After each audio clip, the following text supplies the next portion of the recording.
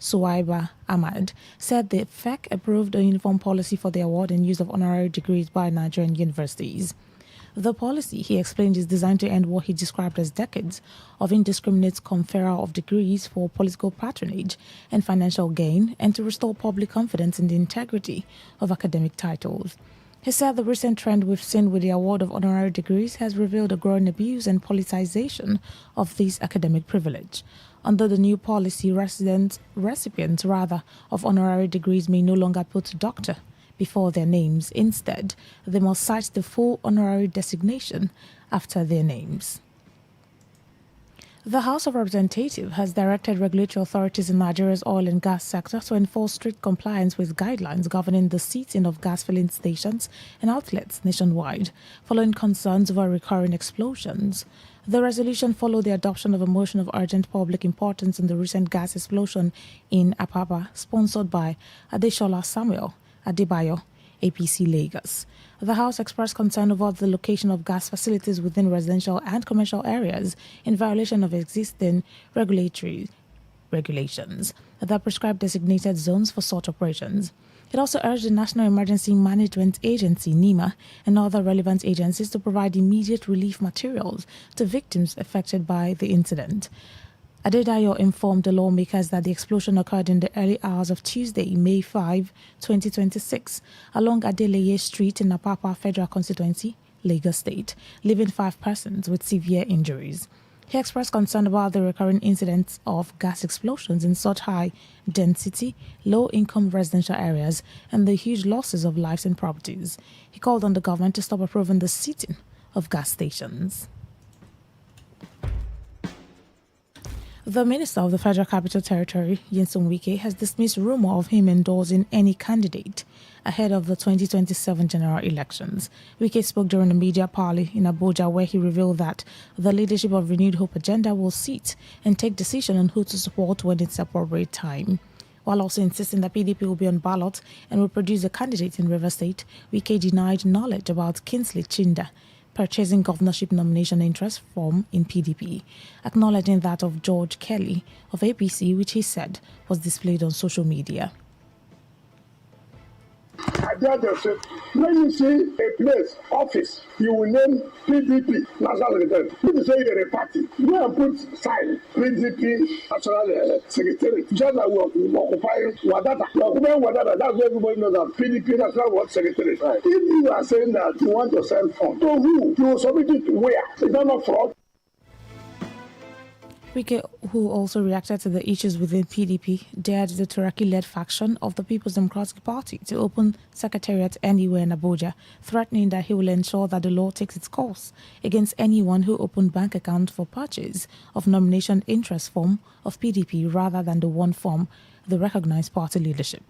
The FCT minister, while explaining the legal battle that existed and how Supreme Court settled the issues, vowed to seal and revoke any bank and building that allows for opening of factional PDP secretariat and sales of forms in Abuja, a decision which he said follows the Supreme Court verdict in the internal crisis of PDP. Cannot endorse somebody. We are council chairmen together. I took over for Sandy. I took over for Sarah, Deputy National President, before I became President of Angola. Sandy was in APP. I was in PDP before Sandy now came to PDP. I keep relationship. I don't abandon friends because of this party and not in this party. No, what was my business? Politics will come and go. We have had crisis in PDP. We should admit that that crisis was caused by ourselves, that you can seriously contest against the president. She's aware that serious consequences have affected the chances in most of the states. Responding to question about opposition party allegation of alleged plot of the ruling APC to ensure a one-party system in the country, Wike insisted that the only opposition in the country is PDP, dismissing the allegation. In the meantime, the Minister of the Federal Capital Territory, Nyesom Wike, has criticized Rivers State Governor Siminalayi Fubara over what he described as neglect of governance. Wike accused the governor of prioritizing his second-term ambition while failing to present the state's budget to the Rivers State House of Assembly. Speaking during a media briefing in Abuja, the minister expressed concern over what he termed misplaced priorities. He warned that the delay in presenting the budget could hamper the smooth running of government activities and the delivery of essential services to residents. As you may know, the dispute is rooted in the ongoing political rift between Fubara and Wike, which polarized the Rivers State House of Assembly into rival factions. In December 2024, Fubara presented a 1.1 trillion 2025 budget proposal to the Victor Okojumbo-led faction of the Assembly, which is loyal to him. However, on February 28, the Supreme Court affirmed the Federal High Court judgment barring the Central Bank of Nigeria and the Accountants General of the Federation from releasing statutory allocations to River State. The Apex Court also directed the Central Bank to withhold the state's allocations until the governor presents the appropriation bill to the Martin Amewule-led faction of the Assembly, which is aligned with Wike. Following the judgment and reconciliation efforts by President Bola Tinubu, Fubara wrote to the Martin Amewule-led Assembly, requesting a new date for the presentation of the 2025 budget. In the letter dated March 13 and personally signed by the governor, he proposed a convenient date in March for the presentation. However, when he arrived at the Assembly quarters in Port Harcourt with some commissioners on the scheduled day, they were denied access, despite prior notice. Fubara maintained that his actions were in compliance with the Supreme Court directive mandating him to present the budget to the Assembly.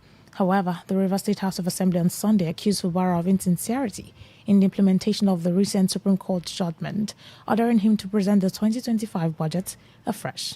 The lawmakers who are loyal to Wike alleged that contrary to Fubara's claim to have written to the House for budget presentation, they had not received any correspondence from him.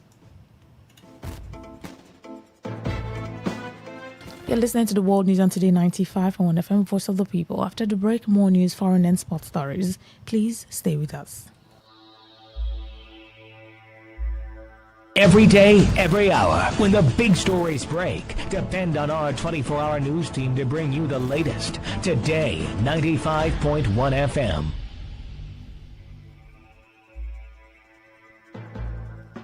Thanks for staying with us now, the rest of our stories.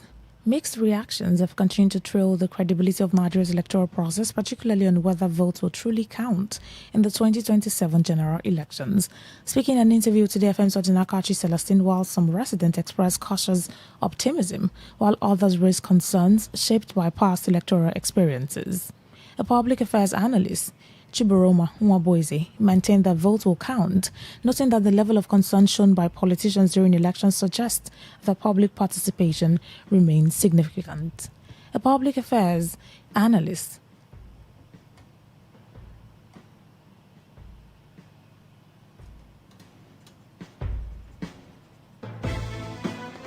He argued that if votes were irrelevant, that political actors would not invest heavily in influencing electoral outcomes. Votes do count, and if vote does not count, politicians will not be worried the much they are. Like political party will actually commit for the votes not to count, because if people come out and march to vote, the vote to count.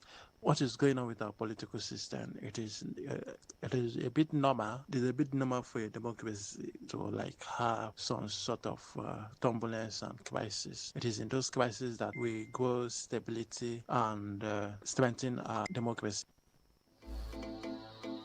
Nwaboeze further described Nigeria's current political tensions as part of a natural phase in democratic development, adding that such challenges can ultimately strengthen institutions. He, however, cautioned against both one-party dominance and an overly fragmented multi-party system, advocating instead for a strong two-party structure to enhance accountability and promote healthy political competition, just as he also stressed that credible general elections must begin with internal party democracy, particularly through the transparent and fair candidate selection processes. In contrast, other residents expressed skepticism, arguing that elections in Nigeria have historically been influenced by money and political connections, raising doubts about the chances of achieving truly free and fair outcomes. Well, I must say that over the years, if I must go by the antecedents of elections in Nigeria, you and I know that elections has never been free. It's about how much the contestant has to throw around or how connected you are. So that's what plays out here. You see the INEC form come up with guidelines and tell you how the election will be managed, and at the end of the day, it's not so. I don't think it will be anything different. The smartest takes it.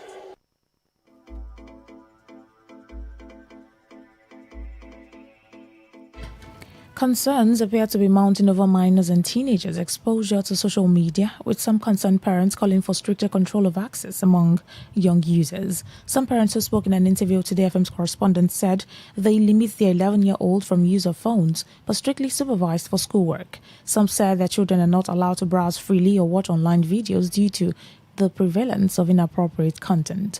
They advise that children should not own personal phones or access social media until about the age of 18, warning that early exposure can negatively influence their behavior, especially with several harmful habits seen in children today are learned online, making parental monitoring essential. The parents, however, advocated for community awareness and parental discipline, while they said remains key in addressing the growing concerns around children's use of social media, just as they had added that collective responsibility from families and society is necessary to ensure children are protected from harmful digital exposure. They will say, Mommy, I want to use your phone for homework, like by using those AI or Google their homework. After that, how to collect it. Even when my husband is giving them to use to watch video, don't accept it, because me as a mother, the thing I normally say in social media, I don't think that children can you see it and they will not be adapt to that system. You understand? Maybe at times we open phone. What will be seen that see man and woman do all those things. Actually, it's not to that age. In those days, there was nothing like social media, phone, and all the rest. During our days, I felt that we behave and we have some control in most of the things that we do. Things that is happening. Sometimes I do advise my co-parents that they should be checkmate their children, the internet, constant appearance, because it is very bad for someone having children around you. You don't know what your children are doing.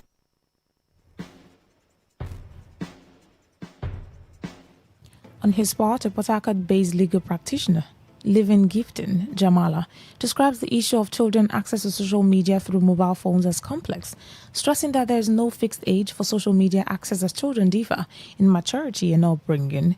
Gifting Jamala noted that while the internet can be educational, unregulated content may affect a child's mindset, emphasizing that parents must take responsibility by guiding and monitoring their children's online activities. We should also learn how to regulate what these channels they subscribe to. Periodically regulate. And where you see something that is contrary to the morale that you are building your child to be, then those things should be deleted. We live in a society where parents most times leave their children to the care of a third party, so they find it difficult to even have time for their children.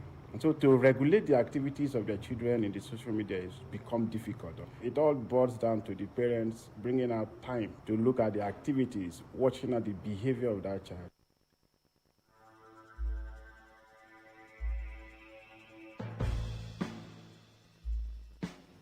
The Gbo Kabari Ogoni Forum of Ogoni Elders and Leaders of Thought have raised alarm over the alleged brutal murder of one Pastor Gideon Inyeda, a native of Ogoni who resided in the Ogoni community of Kaleboin in Tai local government area of River State, by suspected herdsmen in April 2026. In a statement, Vice Chairman Chief Mike Ba and Secretary Professor Desmond Mbete, the Igbo Kabari Ogoni commended Ogoni youth and other aggrieved indigents for heeding calls to remain calm and refrain from taking the law into their own hands despite the provocation, and described the response as a demonstration of restraint and commitment to peace. On behalf of the peace-loving people of Ogoni, the elders strongly condemned the killing, describing it as a dastardly and deeply provocative act, expressing concern that such incidents have become recurrent in the area. The forum noted that the alleged murder of Pastor Inyeda adds to a series of similar killings in Ogoni, which they say threaten the safety and continued existence of the people, stressing that the incident is one too many and demands urgent attention. The group called on security agents and the government to launch a swift and thorough investigation into the incident and ensure that justice is not only done but also seen to have been done. The elders also urged the government and security agencies to take urgent and sustained measures to prevent a reoccurrence of such incidents, saying they may not be able to permanently contain the provocation of their already angered youth in the event of yet another of such incident. On the foreign scene, Cameroon President Paul Biya has signed a decree approving its renationalization as part of efforts geared towards taking full control of its main electricity provider and distributor. The announcement comes as the energy sector faces serious challenges, including frequent power outages as generation fails to meet growing demand. Energy of Cameroon, INEO, is the backbone of the country's electricity sector, holding a monopoly over distribution while operating dozens of power generation plants. It was privatized in 2001 but is regularly criticized for its obsolete network, frequent outages, and unpaid bills. More than 2 months ago, the state bought back a 51% stake in the utility, previously owned by British investment fund Actis, for 139 million. The government now owns 95% of the capital in the public limited company, with the remaining 5% held by employees. INEO has been rebranded as the Cameroon Electricity Distribution Company, SOCADEL, with the Minister for Water and Energy making key appointments as the first board meeting of the new entity.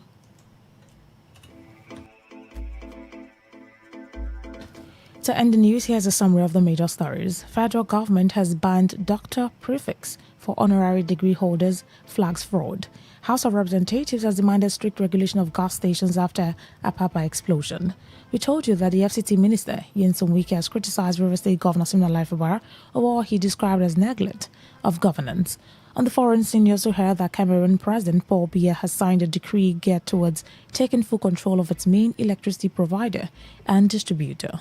That was the news as edited by Uchendu Ijowo. For comments and inquiries, please call 0818-389-2850 or send your emails to news@todayfmlive.com. You can read our stories on www.todayfmlive.com, on Facebook at Today95.1fm, on Instagram at TodayFM951, on X at TodayFM951. You can also join our YouTube live at Today95.1fm. I'm Rona Agbara. Thank you so much for listening.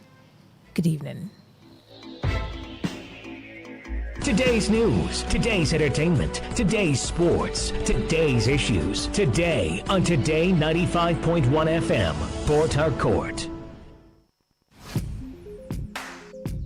Looking to grow your business? Ready to elevate your brand and reach the right audience? This is your moment to take your brand to the next level with Today 95.1 FM. Your trusted voice, reaching thousands of listeners every single day. From startups to established brands, we create powerful advertising solutions that boost your visibility and drive real growth. Our affordable advertising packages are designed to give your business maximum visibility and real results. Don't just advertise where people are listening. Call us today on 0818-389-2850 or visit our station to book your slot now at Today FM Drive off East West Road, Obiapo. Today FM 95.1. Your voice, your market, your success.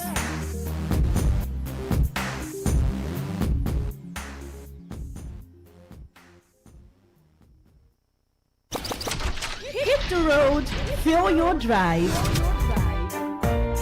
Ignite the vibe, stay locked. Today 95.1 FM, radio on the go.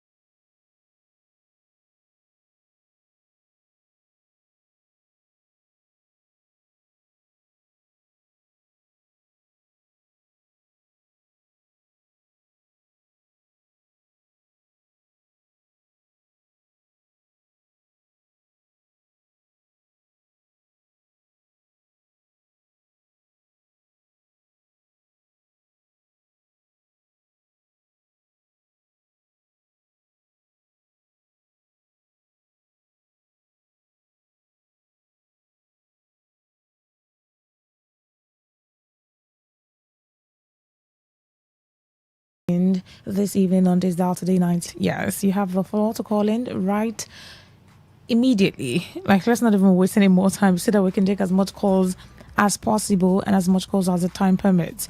So I'm opening the phone lines immediately because I really want you to share what's on your mind, on burden. Let it out.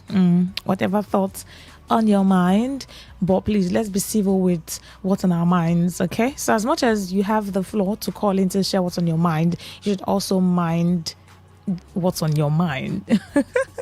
My lines, it rhymes, right? Mind what's on your mind. So as you express what's on your mind, language is important. Yeah. 08109510951. That's the number to call to say, Rena, do you know what's on my mind this evening? Do you know what I'm thinking about right now? Do you know what I've been thinking about all day? There's just this thing on my mind that I cannot rest until I say it. Oh, I had the conversation earlier with a friend and I just want to say or talk about the things on my mind. Now, bear in mind that while you're talking about what's on your mind, when I start giving you the nudge to say, okay, thank you so much, I'm not trying to shut you down. I'm trying to tell you to wrap up your thoughts. Thank you. All right, let's take this one. Hello, good evening. Good evening. Welcome. All right. Can you hear me? Very well. Go on. Yeah, I want to know, with me too, I'm a politician. Because one person said we should do politics for politicians. I said, look at this one. We should not carry on for head. You see mentality. Who voted those people into power? Yes, I don't know. I want to know the reason why all the OAP in Port Harcourt are just against P2B now. Be obedient. But if those UK supporters call, they will talk, make long allegations. Nobody will correct them. But once you just want to talk like this 5 o'clock, your colleague, I don't want to say weekends to go and form your own political party. End my call.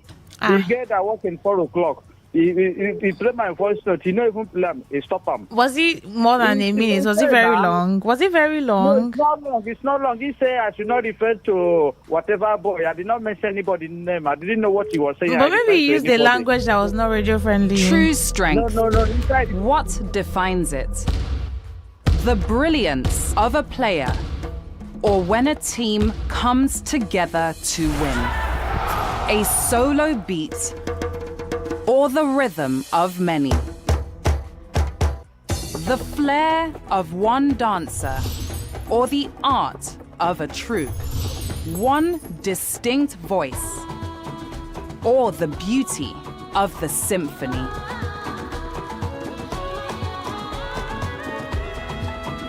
At FCMB Group, we build ecosystems, empower communities, and create the future.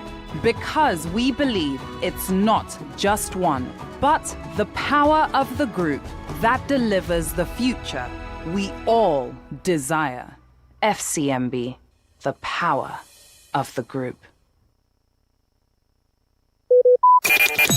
Talk radio. I listen to a lot of talk radio. 95.1 FM. All right, apologies, Kim Billion, your call, the commercial interrupted. I apologize for that interruption. You can do well to call back and finish what's on your mind, okay? Thank you. Hello, good evening. Yes, good evening. Welcome. Thank you. My name is Sunday, calling from Sakot. All right, go on, please. What's on my mind is concerning this 2027, this coming 2027 election. Okay. Yeah. Like now, for the 4 years, guys, this particular thing tenor in this my state, governed by one case and the other. So I imagine how this 2027 will be, if Godfather will be exist or not, or structure. Okay. So please, they should control their mind. All right. Thank you. Thank you. Hello, good evening. Hello, good evening. Welcome. My name is Godwin. Okay. Go on. I'm calling from Umebele community. Go on, please. What is my mind? It is our road, Umebele Road. This rainy season, we are starting suffering again. We are suffering too much for this road. We don't know what we have done to government, River State government. Every year we complain, but nobody to even listen to us. Now this 2 kilometers, we are paying almost 1,000 naira for bus. Okada is 1,000. Please. All right. Any way government can help us, they should help us. Okay. Thank you. All right. Noted. Hello, good evening. Hello, good evening. Welcome.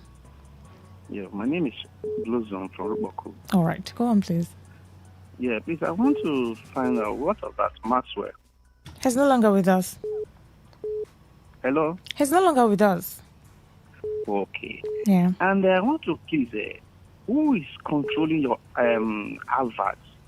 The way it interrupts programs, somebody is calling with his own money. Oh, and it's that one was it's not the first time. It happens often.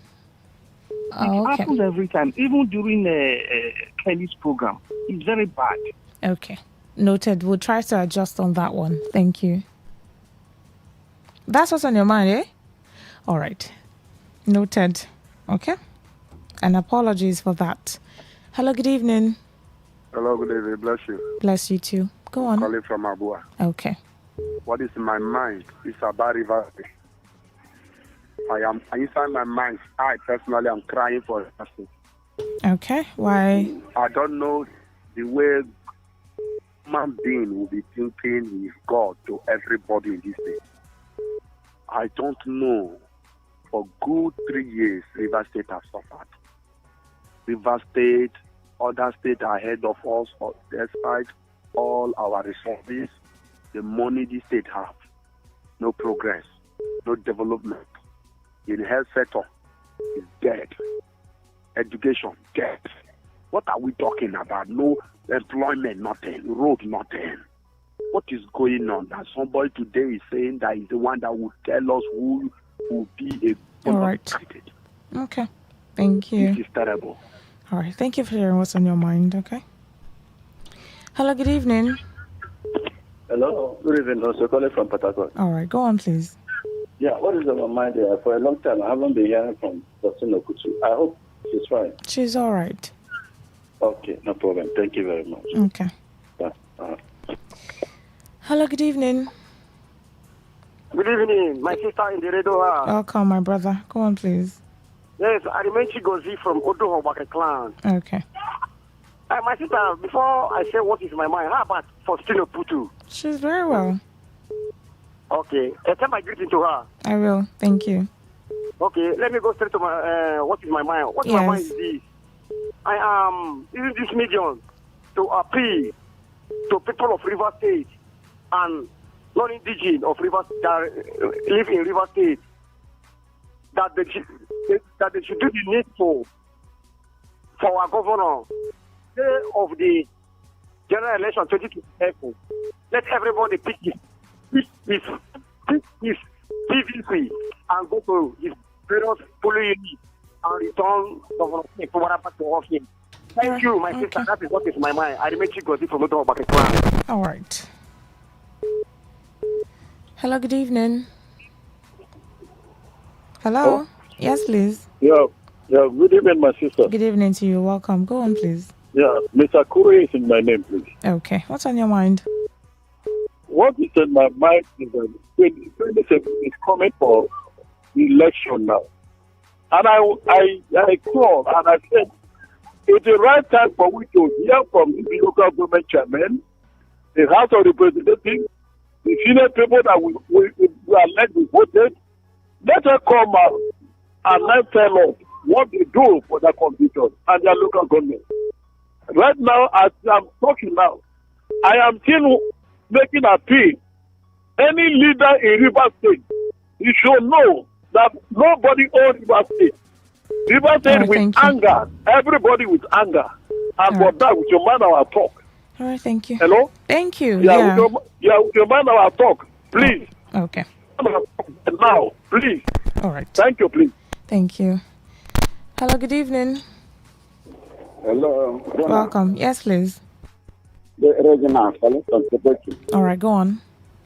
Yeah, Rona. Yeah. It's obvious that Fortuno Futu have left us here in this radio station, just like Maxwell did. So people should know that. That's one. Then what is in my mind is I'm looking at how do we put pressure on the National Assembly so that we can have independent candidates to run election. Okay. Do you know that common and ordinary citizens like me and you have no place in running election under any political party here in Nigeria? Look at the issue of presidential candidates and governorship. Imagine the amount of money that are targeted. How do you get such money to contest for election and do your campaigning? I know that President of France, Emmanuel Macron, assumed office through independent candidates. All right. Thank you. So Thank you. The citizens of Nigeria should have to rise and then put pressure on the National Assembly. Okay. Because our political parties have disappointed us. Thank you. All right. Thank you for sharing what's on your mind. Good evening. Welcome. Good evening, Rena. My name is Honorable Gladwell, calling from Buguma City, outside local government. Okay. What's on your mind? Rena, what is on my mind is about the state government in River State. Okay. Rena, do you know that it's over now, getting to almost 6 months? The River State government have not presented budget. Is the government working without budget? That is why I can see that there is nothing like development. There is nothing like governance in River State. You are running a system that there is no budget. And again, how many months ago, you just brought how many commissioners? They just clean out some persons, swearing some persons. So won't you have the chance to bring out more commissioners again? Look at all the departments, very destroyed, very parasitic. Nothing is being done. Okay. Yes, the governor wants to go to second tenure prison. Please let him make sure governor is in River State. After you finish first tenure, maybe you can go. But for now, I think there's no governor in River State. Let him present budget to the state. God bless. I want to be glad. Thank you. Thank you. Hello, good evening. Hello. Yes, please. Welcome. Rona. Yeah. Good evening. Good evening to you. Yes, my name is Engineer Endurance Eleoba, popularly known as something Moskilema. Okay. What's on your mind? Yes, what is on my mind is this, my dear sister. I want you to help me and pass this message to whosoever that is in charge of paying NEPA bill to Emo local government. Okay. Please tell the person that the people of Emo say, I should tell whosoever that is in charge of paying our bills that please, if he or she is tired, he should pass information to the various communities in Emohua local government. We are ready to pay our bills every month so that we can get light. Please, wherever the person is searching for the fund to pay, if there is no more money there, he should come and let Emohua people know so that we will pay the bills for ourselves. I don't know the person and I don't want to also know. Thank you and God bless you, my dear sister. Okay, got it. Hello, good evening. What's on your mind, please? God bless you, my beloved sister. Good evening. Good evening. Welcome. Yes, my name remains Serene Sampson. I'm calling from the city of Abua Udwa in the Mago Kubo clan. All right. My beloved sister, what is on mind? I'm thinking of how you and I, and including our mothers, our fathers, the entire River State, those residing in River State, doing business in River State, how all of us will come together and ensure that we bring back similarity to Managua. Because the last time I checked, my beloved sister, things are beginning to happen in the River State. Infrastructure is going on. The Trans-Calabar Road is going on seriously. Home of is going on seriously. Indele, Odua Station is going on seriously. Massive work, my beloved sister. So tell me why we to bring this young man back. So I am begging everyone. We should ensure that we join hands to bring this young man back in office. I rest my case. Thank you. Thank you for sharing. God bless you. Thank you, my beloved. All right. What's on your mind, please? Yeah, this is Olowu, diplomatist from Eneka. Okay. What's on your mind? Yes, what's on my mind is, first of all, anybody that is saying there's no governance in River State because probably still the guy is not in charge. the person life. That's what's on the person's Because mind now. that is what is on my mind. And you're saying what's on your mind, all right. River State government is working well. Okay. Come to Eneka, the ring road section is working perfectly. And another thing is that this NEPA matter, I'm surprised that somebody is calling to say, NEPA, the management, somebody where they pay, if you not have to pay. We are paying for darkness. We from Enekaya, we are paying for darkness. So the person should not complain. Is that what you mean? He's complaining that they should be paying for the darkness because you will pay, you will not see the light. We are paying, we are not seeing light. Okay. So I don't know the kind of language we should use anymore for NEPA or the kind of thing that we should start doing now for NEPA to give us the light that we are paying for. Now they brought bill. They give us like 2 times. So when they bring bill, you people don't tell them that we didn't use electricity, we didn't use power. What are we paying for? Now let me tell you what they do. These people, they will give you light. Just like they give us like 2 days. Then they will come the next day to collect. Then the next day they just come. They will just took the light bill on your gate, or they will just hang it somewhere and they will escape. So is this not criminality? Okay. Thank you for sharing what's on your mind. This light matter is serious. Even during eyewitness reports, people call and talk about how that they don't have light in their area, in their community, in their houses. I think someone in one of the eyewitness reports said that he complained about lights on eyewitness reports. The following day, they brought the lights. The following day, they flashed the lights and that was it. It's almost like, they heard and then they flashed the lights and that was it. Hello, good evening. Hello. Welcome. Good evening. Welcome. Go on, please. 18 is my name. Okay. Yes. The debate between God and Adam Ushimoli. All right. But the evil that men be within them, and there's no peace, the wicked. So let God cause confusion among them, because these are the people that are tormenting Nigeria. And God we want to deny the returning Senate contestants. Hello? Okay. Yeah, just wrap up. Thank you. Like the likes of Benaya, the Hope Uzodima, to the Senate to contest for principal position, because he will soon amend the constitution when, if Nigerians fully themselves, if we allow the president, the PDP, all right, thank you. Again, to rig the election again, we will amend the constitution to make Tinubu to go for top 10. Who's rigging the election? 2027 is not going to work for them. For wicked, what is that political downfall will be second to none. We should continue. I wonder thank if you. For both APC and PDP. Thank you very much. All right. Who did you say was rigging election or is rigging election? I didn't even hear that part. 08109510951. That's the number to call to say, Rona, let me tell you what's on my mind this evening, and I'm here to listen to what's on your mind, okay? Hello, good evening. Hello? I took your call and then it dropped. Please try to dial again. All right? All right. 08109510951. That's the number to call to be a part of the show. Let's take this message very quickly and then we'll come back to calls. Good evening, beautiful presenter. What's on my mind is about Governor Fubara.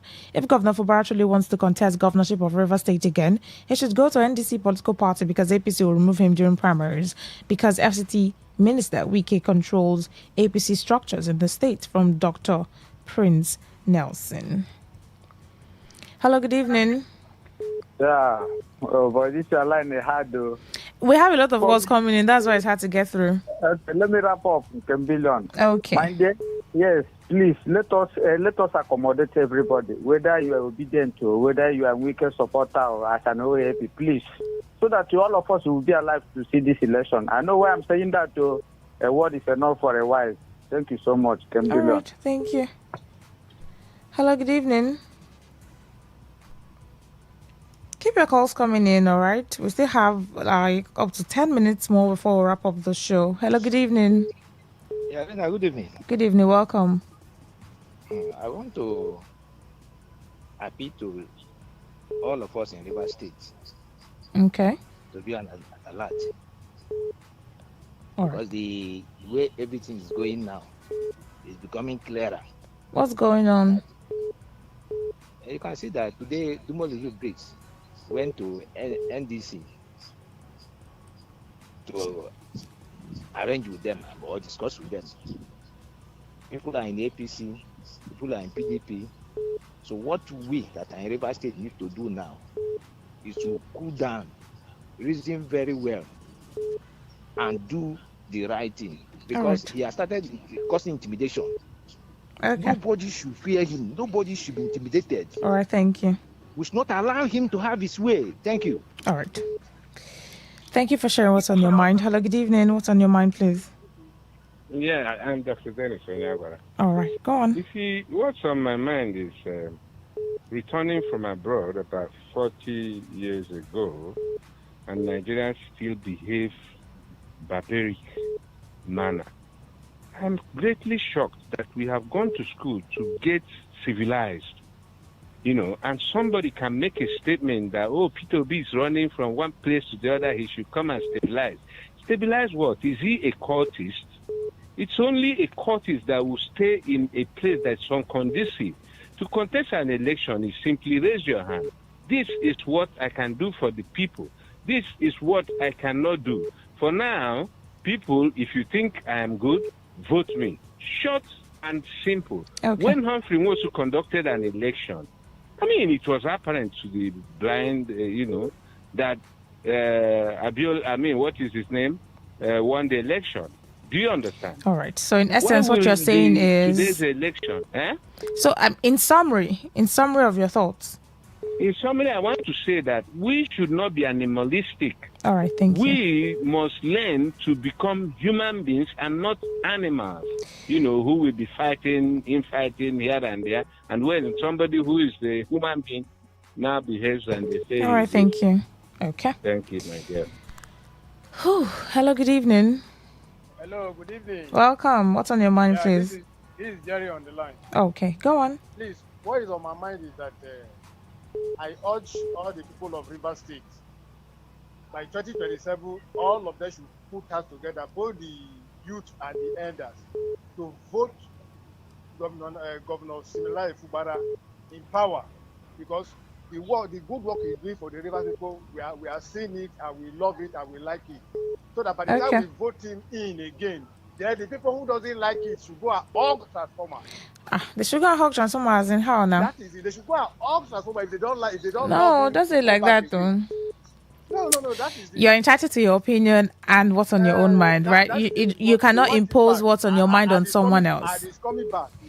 That's what's on your mind, all right? If they don't like him, let them go to transformer. I'm telling you that you cannot impose what's on your mind on other people's mind. Everyone is entitled to what they think and how they think, all right? Thank you. Good evening. Welcome. What's on your mind, please? Yeah, so be nice. Okay, what is my mind there? Insecurity in the local government about the Ospa commander we are about. Okay. So, because I know they have not released him. All of us will help because the family is in pain. My sister, if this kind of thing have not happened to you, you don't know how they are doing. I don't know who is in charge, whether it's the governor of similarly on weekend. They should do the needful. I'm not hearing for the local government chairman. They should release the Ospa commander and the lady they kid. All right. Thank you. All right, got it. Hello, good evening. What's on your mind? Hello. What they call me? You didn't know that you called in?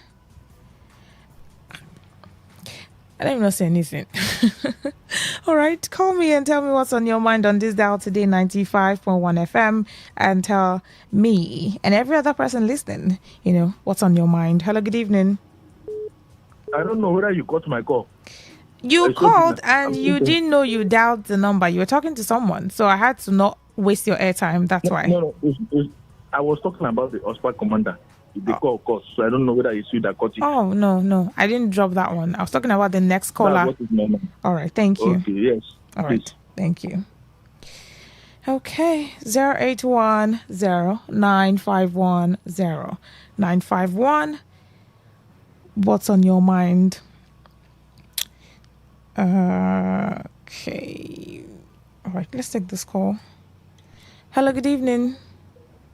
Hello. Good evening. Welcome. My name is Lady Water. Okay, what's on your mind, please? What's on my mind is, number one, I want River people to be prayerful. It's not all about 2027 election. But we should remember that a season like this, the Bible has described it as things like this come, where there will be parties and there will be challenges of life. We should not be carried away by election. We should always remember that the Bible has said it that the time that these things like this will happen. All right, While thank you. we are still struggling for election Okay. next year, Yeah. we should also remember that it is good for us to have time to pray for God to give us a good leader. Okay, thank you. A selection, a good leader that will lead us. All right. So prayer will be our key point before 2027. Okay, thank you. All right, just still what's on your mind. Send in what's on your mind. If you prefer a text message or WhatsApp message, you can do that to 0701 933 9962, and I'll be sure to read what's on your mind. Okay, let's take this call. Hello, good evening. Good evening, ma. How are you, ma? I'm very well, thank you, sir. My name is Pastor Goddy, the voice of the voiceless. All right, what's on your mind, please? What is in my mind is the way and manner the Christian challenge are being treated in River State.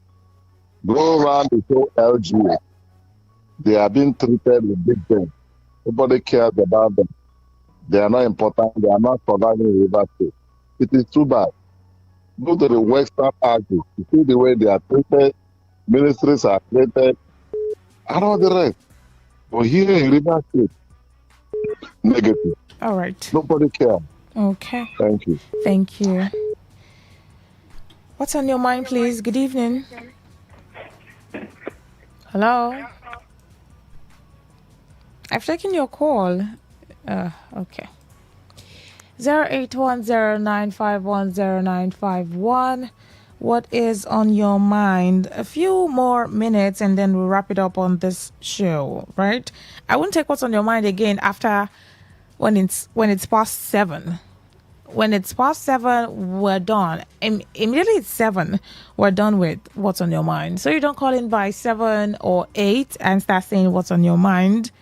Now is the time to conclude with your thoughts. All right, 0810-951-0951. That's the number to call to tell us what's on your mind. If you want to send a text message or WhatsApp message, please do that to 0701-933-9962. Can I even take one more call? Let's see in a minute.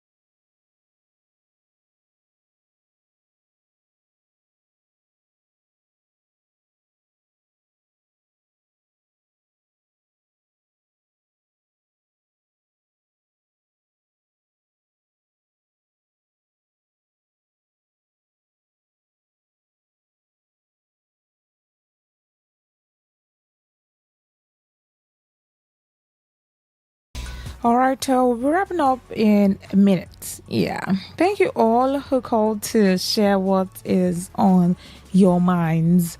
Right. We appreciate it. I appreciate your calls and for telling us what's on your mind, telling me and every other person listening what's on your mind. This is where we'll wrap up on the show. Area Talk in a minute by 7.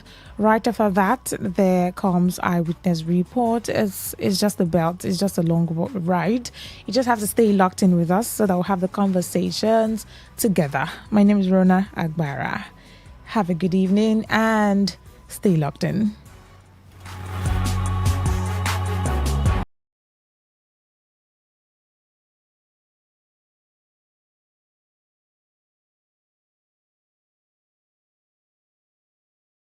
in for a journey beyond the ordinary. Fasten your seatbelt. We are not just a station, we are the station. Today, 95.1 FM, the voice of the people. What if the internet had a voice? What if we knew exactly what you love to listen to? What if we understood your vibe, your voice, your opinion? Today, 95.1 FM. Today, 95.1 FM. We are the voice of the people.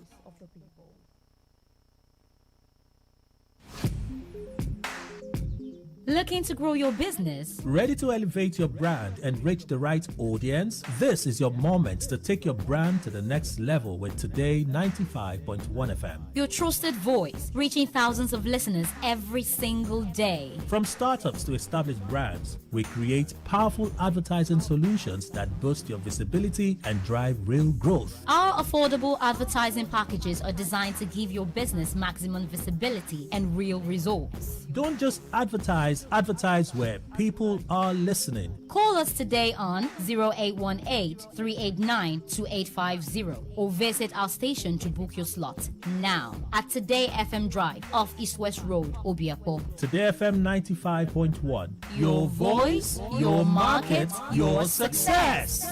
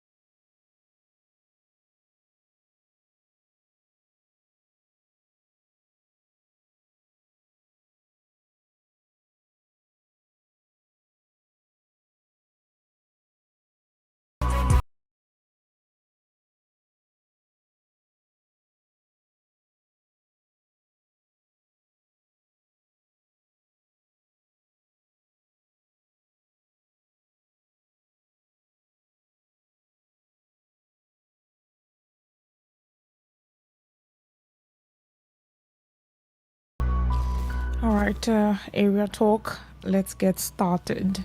I feel like I want to begin area talk. I feel like I want to begin what we have this evening with prayers. And now, not to sound religious or to sound overly spiritual, but because this thing that we thought was over, there's something that, is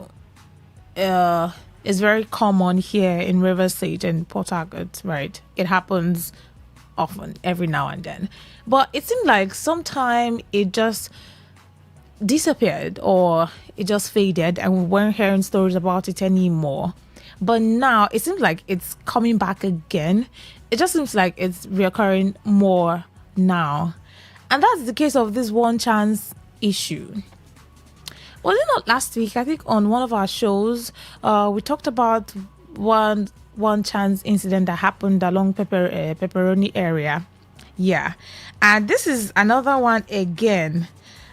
It's just like, that's why I said I want to begin this area talk with prayers. Prayers that God should just protect us, that we don't encounter any of these people, so that we don't encounter any of these, one chance vehicles, because it's not a funny experience. I saw a video of someone who was talking about how she experienced this one chance thing with her friend. She said it was along water lines, I think, if I'm not mistaken. Yes, she said she experienced that. It was just 7 p.m. I mean, to 7 that thing happened. She and her friend got into a vehicle, and they asked the driver for the price. The driver told them, and just a few minutes into that, trip, while they were going, before she knew what was happening, they already gave her a slap on her face and told her to bring her phones, her friend. They told her to call somebody that will send them 5 million. And when she was narrating the experience, she was almost in tears and saying that she was really grateful that she's alive to tell the story. Her eyes were red. You could see that she was really beaten. Now, why am I saying that? Because there's another case of similar to that. Okay, yeah, it's similar to this common one chance thing going on in Port Harcourt. I just read that we don't have it. It's not a funny experience, and it's not even something that I don't really want to be in a state or space where I'll be narrating an ordeal like that, because please, I can't do. Now, thankfully, the suspects, the people who were involved in this particular one that I'm bringing on here in Area Talk, they've been arrested. So thank God that they are not roaming in the streets. They are not out there free, still doing their havoc and committing their crimes, right? Amongst the many others, but thank God that these ones have been arrested. And our police arrest 4-man robbery syndicate over 4.6 million fraud in Rivers. 4.6 million naira was what these people got out from the victim that they did this thing to. Over 4 million naira in this economy. Now let's read the story to have a proper idea of what happened, what transpired, and so that we can know the angle that we're, giving our opinions and reactions on. All right. Now, the River State Police Command said its officers have arrested a 4-man syndicate allegedly involved in 4.6 million fraud. 4-man syndicate. The other experience that the lady shared, she said that there were 2 men in the bus.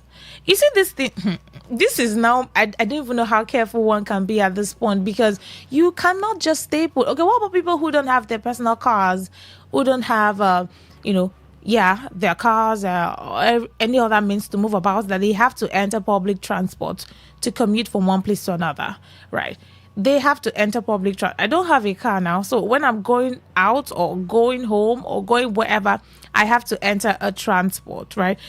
Should there now be so much fear in everyone's mind in River State that if you want to enter a vehicle now, you don't know if this vehicle is going to really get you to your destination, or even if it gets you to your destination, they will probably extort you or get something off of you? Because I don't know, there's just this idea around it. Sometimes when I want to enter a vehicle and I see that it's only men in that vehicle, I don't enter. Now, they may not be bad people. They may be good people. They may not even have any ulterior motives. But there's just this idea in my head that when I see a vehicle that there are no women inside, no girls inside, only men, I just feel this uncertainty, and there's just this unease in my body, and I'm like, don't worry, go. There are lots of vehicles sometimes that I want to enter, and I see that Why are there only men in this vehicle now? Why is there no woman inside? I'll tell the man, don't worry, go. Driver, don't worry, go. Sometimes the driver will say, you dey fear? Enter now. Or someone will say, you know, ready, the whole pass. If I see, now, notwithstanding, there are still some of these people who even have women working with them just to play safe. They may even have a girl in the vehicle or a woman, and so passengers may not feel this unease that I was only men, so I'll enter. And you enter and realize that those people, they're even working together. So at this point, how careful can one even be in Rivers State? How careful can we be? That's why I wanted to start this talk with prayers, because we all need it at this point, seeing how recurring this thing is happening, right? Now, according to the police, the arrest followed a report it received about a criminal act involving a house help. Now, these people used a house help to get to the 4.6 million naira. It wasn't the house help who had the money, but they used her as the bait to get money from the person that they wanted to get money from. Okay, now it's not like she was working with them. Let's understand. They passed through her to get money from her employer. Yeah, that's how it happened. The arrest followed a report received about a criminal act involving a house help. Now, spokesperson for the police state command, Blessing Agabe, disclosed this in a statement issued in Port Harcourt on Wednesday and sent to newsmen. Agabe, an assistant superintendent of police, revealed that the house help, identified as Praise Sampson, that's the name of the house help, was deceived. So it's not like she was a part of their syndicate or a part of their crew. She was also a victim as well as the employer. She was deceived by two men into boarding a taxi. So, she was probably going home, or maybe coming from the house, or maybe from a market, or whatever errand she went on. She was deceived into entering or boarding a taxi. Normal girl now standing on the road, you want to enter a taxi to go to wherever, and she entered the taxi, not knowing that the people, the men in that taxi, were, the popular fraud people. Right? She said that the men later made her to produce automated teller machine cards belonging to her employer, through which they withdrew over 4 million. So maybe she was on an errand. Her oga or her madam, her employer probably sent her on an errand and maybe gave her cards, ATM cards to, go to the market and buy this, or go to do this, or go to do that, or deliver this, or whatever. We really don't know the errand she was on or where she was going or coming from. But what we do know, according to the news, is that these men, the four of them, two of them deceived her into boarding the taxi, and then they made her to produce the ATM cards belonging to her employer. So they must have threatened her, harassed her, put fear into her heart, maybe hit her one or twice or whatever. How they do it, I don't know. I don't even want to know, right? But they did that, and then they got ATM cards from her that belonged to her employer, and they withdrew over 4 million naira. So I'm trying to picture how that the employer is just in his house, maybe the oga or the madam just start receiving debit alerts on your bank. You're wondering, like, this girl that I sent to do something, I did not tell her to withdraw 4 million naira or 4.6 or 4.6 million naira. Probably the message you sent her, maybe she was to withdraw 100k or 50,000 or 150, as the case may be, depending on what she was doing. And then you're seeing a debit of, how now? Maybe you're just seeing 500,000, 500,000, 200,000, 400,000, and everything's amounting to over 4 million naira. That's really crazy. Now, the statement reads, the Rivers State Police Command has recorded a significant breakthrough in its ongoing effort to combat crimes within the state. That's why I say, thankfully, these people have been arrested. The four of them have been arrested. So it's a little bit of relief knowing that they're not still out there in the states doing their havoc. The case was reported in April, right, at about 19:30. Around 7:30, one Rosemary Vincent, female, a resident of Port Harcourt, Rivers State, reported a case of fraud involving a house help, Praise Sampson, female. Now, the preliminary investigation revealed that the said Praise Sampson was deceived into boarding a taxi by two male suspects, who subsequently compelled her to produce two ATM cards belonging to her employer. Oh yeah, bring the ATM card. What's on? So, based on experiences that I've heard from people who have been victims of this common one chance thing here in River State, some of them say they will tell you, call somebody that can bring 5 million naira. Call somebody that will pay 2 million naira. Where are you going to? Who do you live with? Who is your father? Or who do you stay with? Yeah, or yeah, take us to the place. Or they just have different tactics that they use in getting money off their victims. Right. So this person, they told her to bring the 2 ATM cards that she had, and then that's how they collected the over 4 million naira. They, belonging to our employer. The suspect fraudulently withdrew a total sum of 4.6 million from our employer's bank account. That's why I said I'm wondering how the Oga or the madam, whoever she works for, will just see debit alert and be wondering like, this girl that I sent message, how come I'm seeing this heavy debits on my phone from my bank? Upon receipt of the report, operatives of the Command Divisional Police Station, Choba, acting on the directive of the Commissioner of Police, Olugbenga Adepoju, swiftly carried out a coordinated operation that led to the arrest of the suspect. Now, she gave the names of the arrested suspect. She gave their names to the police. This suspect have been linked to a series of criminal activities. A native of Ogba, Egbemandan local government area. That's one. Michael Chijoki, male, 36 years old, native of Abia State. That's another one. Ndubisi Jonah is male. Then another native of Abia State, Inhirim Ugonna, male, 38 years. A native of Imo State, Okeke Chizoba Daniel, male, 40 years old. Now, it has nothing to do with age. They could be younger, they could be older. But what's important is these people, they just go out about. You will think that they are commercial drivers. You will think, oh, this is a driver on his daily bread or looking for his daily 2K on his business. You will not know that you are entering a vehicle that is not about to get you to your destination. It's really scary. Can't even lie. Right? Now, these suspects have been linked to a series of criminal activities and have allegedly been terrorizing residents within the Port Harcourt metropolis, the statement further stated. So they probably have been doing this different location. She the one that said happened in Pepperoni. It could be one of them, who knows? Or someone else. The one that happened at the water lines. This one now, right, that was reported at Choba Police Station, amongst others. They've been terrorizing residents within Port Harcourt. Meanwhile, the State Commissioner of Police have urged members of the public to stay vigilant. And now the question is, how vigilant can we be? Should someone not move again? Cannot move about again?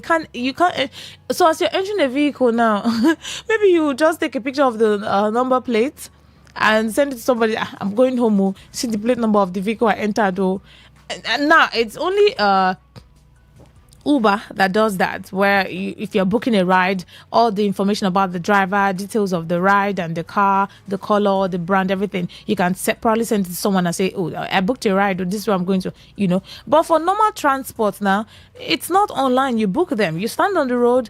When you see a taxi or a bus or whatever going to your direction, your location, you enter and tell them, so please, how much? That's how we do it normally now. Is there any other way? But then let's also be vigilant too, because sometimes if you see vehicles, like maybe you see vehicle and you just feel unease, there's just uneasiness about it. If your mind tells you not to enter, don't enter, because sometimes your mind may just give you a sign or a nudge that there's something there's just something about the vehicle. Don't enter. If you feel that way about it, even if they convince you and say enter, don't be afraid, this is not one chance. If your mind tells you not to, don't enter for your own safety, right? Because at this point, I don't even know how vigilant we can be to stay out from, or to stay out of this thing going on now, right? It's just becoming very rampant again.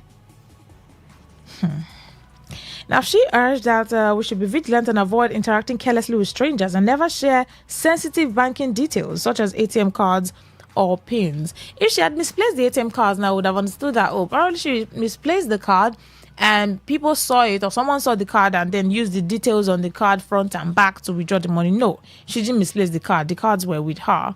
Right, the ATM cards were with her. She entered the wrong vehicle and that's how they deceived her. To entering to boarding the taxi, that's the first one. And then they now collected the cards from her and they withdrew the money of our Oga or Madam. All right. Now, CP Adepoju advised members of the public to avoid boarding suspicious vehicles. Just like I explained now, that if you feel like this vehicle looks suspicious, don't enter. Even if you feel, this is cheap, because you bought a taxi and say, I'm going to Choba, or I'm going to location, or I'm going to Rumosi, or wherever location that you're going to, and maybe the price for that destination is maybe 400 or 300, and they tell you sometimes they will tell you a higher price for you to price, or maybe a cheaper price. This is coming from experiences of people who have been victims. So sometimes they may tell you that maybe the price was 300, they tell you you tell them, I don't have 300 though, or they tell you how much you get. You say I have 150 or 200, say enter. Sometimes it could be like that, but I'm not saying that's the standard or that's how it's done, but you can't even tell the strategy that they use. Right, going forward on the news, CP Adepoju also said that report any unusual activities to the police station for prompt action. Thank God we have divisions, police divisions in different areas in the states and in Port Harcourt. So if you hear of any suspicious, or you see any, if you are very close to a division, just go and make a report there so that they'll be catching all of them one by one, and we'll have a Port Harcourt that is free from one chance and a river state that is free from one chance. Agabe said the commander assures residents of his continued commitment to their safety and security. On Friday, the Ogun State Police Command CP Lugbenga Adepoju Adewale arrested 3 suspected armed robbers and recovered stolen vehicles alongside a fabricated pistol. The suspects were arrested following coordinated investigations into reported cases of vehicle theft. Okay, this one happened in the vehicle theft happened in Ogun State. We're talking about the one here in Rivers State, Port Harcourt. Yeah. Let's all gather and hold our hands and pray that we never get to experience this at any point, because it's not a good. I can't even imagine how frightened the house help would have been. They probably would have threatened her so much that she could not even withstand it. She had to just give in. Maybe they've asked her, how much is with you? Where's your money? Where's your phone? Where's your answer? That say, oh, I'm just a house help, or please, I don't have any money. They probably may have told her. Now, this is just me trying to paint scenarios and cases of what it would have been or how it was for her, such that they had to now get the ATM cards she had on her. Who do you stay with? Where do you live? What do you do for a living? Where are you coming from? All of those questions. Okay, bring the money you have. Maybe she say, I don't have any money. I'm just a house help, please. I work for someone. Okay, who do you work for? Bring the money in your bag. Oh, they searched the bag and probably they saw ATM cards. Oh, this is the ATM card. Yeah, put the pin. They'll go to wherever they want to withdraw the money. Maybe a POS or something. Or maybe they do the online transaction using the cards to withdraw the money. However they did it, I don't even know. But what we know from the news is that they withdrew over 4 million naira, 4.6 million naira from the cards of the employer of this house help. Some of them are really dangerous to the point that after getting all they want to get from the people, they will still beat the person. In the very the video of a girl who talked about the one chance experience she had at Waterlines with her friend. It was not even so late that they were just driving round. That when she enters the vehicle, she realized that it was just 2 men at the back and then the driver. So she and her friend entered. They were going to where they were going to, and then after they realized that they had entered one chance, she said the first thing they did was a slap landed on her face. If you see her eyes on that video, her eyes were really bloodshot, right? How they beat her, they were hitting her and her friend. They were trying to get money from them. They collected their phones, their iPhones, their money. So what if they didn't have money on them or they don't have money in their account? What would these people do? Because some of them are really dangerous to the point that they can even threaten that they will dismember whoever is in the vehicle with them. They can threaten the person that, we'll just use you to do whatever I want to do. Since you don't have money to give us, we'll just find a way to do something to you. All these things it's a really crazy thing. Let's be careful. Let's be vigilant. Let's open our eyes and let's also listen to our body language and movement and intuition, because sometimes it helps, And also, in a bit to being cautious and vigilant, sometimes night movement is no good, especially when it's not so important. If you don't have a personal vehicle where you have to enter public transport, if you're going somewhere at night and you're entering a public vehicle, unless that place you're going to is really important, that's if you're not going to use Uber. At least that one, that it's just you and the driver. It's a personal ride and you have all the details and information of the driver, the car, the plate number, everything that you need to know, so you can just send it to somebody, for your safety. But for commercial vehicles, is there anything like the driver's identity and number? If you enter a bus or a keke bus or a normal bus, would you tell the driver that, give me your phone number, give me your house address, give me your this, give me your that, just because you want to be safe? They don't do that, because you're not the only person they're carrying. The plan is to just keep going and carrying people along the road until they get to their destination. So that's why it's really crazy sometimes, because you don't know how to be careful enough to avoid all of these experiences. I'll open the phone lines in a minute, right? So that we can have conversations with you. I want to know what your thoughts are. Thank God that the four-man syndicate, they've been arrested. So, okay, that's a little... if there were 100 people doing all of this one-time thing in River State or in Port Harcourt, okay, if there were 10 scattered in different places, 4 have been arrested. That's, at least the number has reduced from 10 now to 6, if they were 10. And so other persons will still be caught and arrested, and eventually would have peace of mind when you're out there, commuting. I want the phone lines after this, and then we can have the conversation with you to know what you think. What's your opinion? What's your reaction? Now, I don't want to say if you've had any experience about it, because it's not an experience that I want anyone to have. No me, no you, no one. But you probably have heard cases of this common one chance thing in River State, in Port Harcourt. So you probably give a reaction in that regard, or an opinion. And also, making reference to the story of the house help who was deceived into boarding a taxi. And how do you think you can be so careful in the States right now? I mean, personal suggestions that we can do for safety. Yes, the police are trying to do all they can to ensure that these criminals are arrested, and we have a safe River State and Port Harcourt City, and they're doing all that they can to arrest as much reports that are given to them. So if a suspicious activity goes on and you make a report, sure, you'll be rest assured that investigations will be carried out and these people will be caught and arrested. But while that is also going on, there has to be a personal aspect to it. Like, what can you do, or what do you think that you and I can do to ensure that we don't enter any one chance? I beg. Let's do this and then we'll come back, we'll get back to the show, and then we'll start taking calls and open the phone lines. Please stay with me.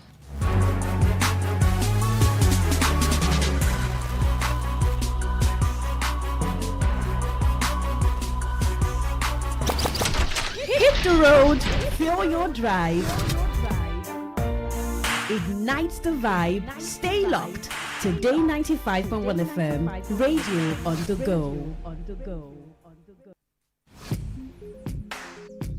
Looking to grow your business? Ready to elevate your brand and reach the right audience? This is your moment to take your brand to the next level with Today 95.1 FM. Your trusted voice, reaching thousands of listeners every single day. From startups to established brands, we create powerful advertising solutions that boost your visibility and drive real growth. Our affordable advertising packages are designed to give your business maximum visibility and real results. Don't just advertise where people are listening. Call us today on 0818-389-2850 or visit our station to book your slot now at Today FM Drive off East West Road, Obiapo. Today FM 95.1. Your voice, your market, your success.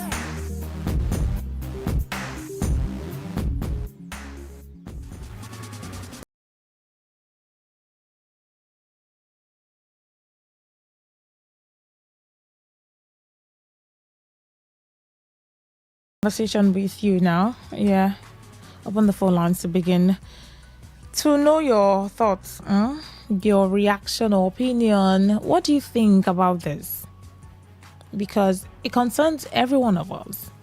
It really does concern every one of us, and we don't have to wait until someone calls in and start crying that something happened. I was trying to board a taxi to my house, and while I boarded the taxi, I didn't know that they were not real drivers, and they were trying to extort money from me, or they beat me, they hit me, and all of that.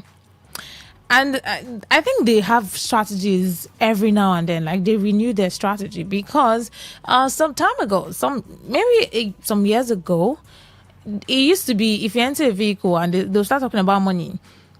Yeah, some of them start talking about a bag of money or pot of money. It's funny, but it's not funny. Or they're talking about how that they want to change currency. foreign currency to the naira notes, or maybe they encountered someone who, all of those now it's sounding like it's outdated. They no longer use their strategy of discussing money in the vehicle. And so when you contribute, when you put mouth in that talk, bam, they have carried you and you must be a part of it. That one is already sounding outdated. And before now, maybe they'll be having a conversation and someone will just say, please, do you know the road to asking for direction? Yeah, it used to be a thing some time ago that when you enter a vehicle, before somebody will stop the vehicle and be asking for direction to a place. Please, do you know how I can get to this junction? I just got into town, I'm new in the city, or I don't know my way around. And once you answer them, the next thing they have carried you. That one is not so rampant anymore. But this one that they're doing, where it's almost like you can't even suspect that this is a vehicle that is a one chance, in quote. You enter with the mind that you're going to your destination. So, you are looking at the people in the vehicle to feel this ease in your mind that okay. Sometimes I try to sit close to the door, or not because if I can fly from the window, or I can jump out of the vehicle. But there's just this instinct in me that, okay, just sit close to the window. And I think there's an experience where you want to enter a vehicle or a taxi, right? And the person that was inside will come down and tell you to enter. And then the person will sit at the edge of the door. I find that thing very cringe. I don't ever accept it whenever I want to enter a taxi. And then I want to enter a taxi and someone that was inside is coming. Why? And the person will say, I'm dropping in front. No. You were inside already. Stay there and let me sit where I want to sit. Because sometimes you might enter and the person comes out and sit at the door. That could just be a way that you won't have any means to escape, because on both sides you are guarded. Yeah. 0810951091. That is the number to call to contribute, your opinion or give a reaction to this common one chance issue, and then how that these people have been arrested, thankfully so. Hello, good evening. Hello, Rona. Welcome. Yeah, Regina, I call from Chegochu. Okay.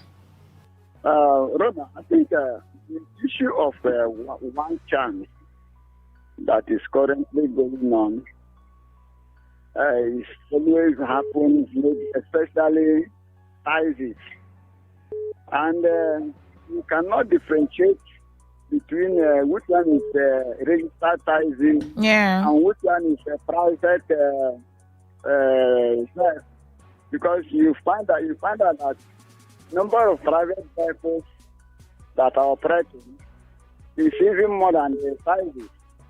So I think the government should be able to distinguish between taxi, registered taxi, all right, and then a private vehicle. Okay. And again, government should also be serious to invest in security. We have our security analyst, yeah, who always come on air to educate us on when it comes to issue of security. Yeah. I think the government should have to make use of that man. That man has everything. All right. It takes. Thank you. To handle the issue of security. All right. Because there is no amount of carefulness that you will be, because you don't know who is who. Okay, thank you. So no matter your age, no matter your level of carefulness, if they are after you, they will say something. Hey. But they should invest in security. Okay, thank you. Yeah, that's why I said that thankfully or thank God that these people were arrested. So at least it's a little bit of relief that, okay, 4 of these people are no longer out on the road doing their evil under the guise of commercial drivers, right? So yeah. 0810951091. That's the number to call to be a part of the conversation, to contribute to the matter, making reference to the story of the one chance incident in River State of a house help that was deceived into boarding a taxi, and then they collected the ATM cards she had on her that belonged to her employer, and they made away with. They didn't get to even use the money to do anything because they were arrested. So a report was made, and the River State Police Command went into action and they arrested the person. So that's a significant breakthrough as ongoing efforts are still, there's still ongoing efforts to combat crimes within the state. So that would not be, you are going out or you're on the road, going home or going to work or going to wherever, and your mind is up there that, I beg, let me not enter one chance vehicle. It's crazy. Hello, good evening. Hello. Yes, please. Hello, Queen. Good evening. This is Rona. Go on, please. Okay, Rona. Mama on the line. All right, Mama. Welcome. Thank you. These people are really many on the road, though. There are many on the road. I want to find out why the madam of that girl gave her two ATM cards. She's maybe she was sent on her errand now. Who knows? Why not give her cash or what? Give her cash. So she just wanted the girl to be. She's lucky that they didn't kill her. Because that's what they do. Taking away such a lump sum would have ended that girl's life. See how people take risks. All right. Thank God. What government should do is really to put security on ground. On different locations and areas. There should be yes, and the checkpoint should really be checkpoints, not the one that is a checkpoint, but something is going on there. All right. Taxis. There are some that have in lock. As soon as they lock it, you can't open any door. You can't open any door, and it's peculiar to a tribe in this Nigeria. It's brand new, fairly used. When you see such cars, don't enter. But at this point now, if we now become, thank you, Mama, thank you. All right. If we now become so suspicious, if we become so suspicious of all vehicles, how are we going to move now? If you don't have your personal vehicle, how are you going to move? Because suspicious instinct that this vehicle looks like yes, while I'm not disputing that sometimes your body can give you a sign. I can't really explain that, right?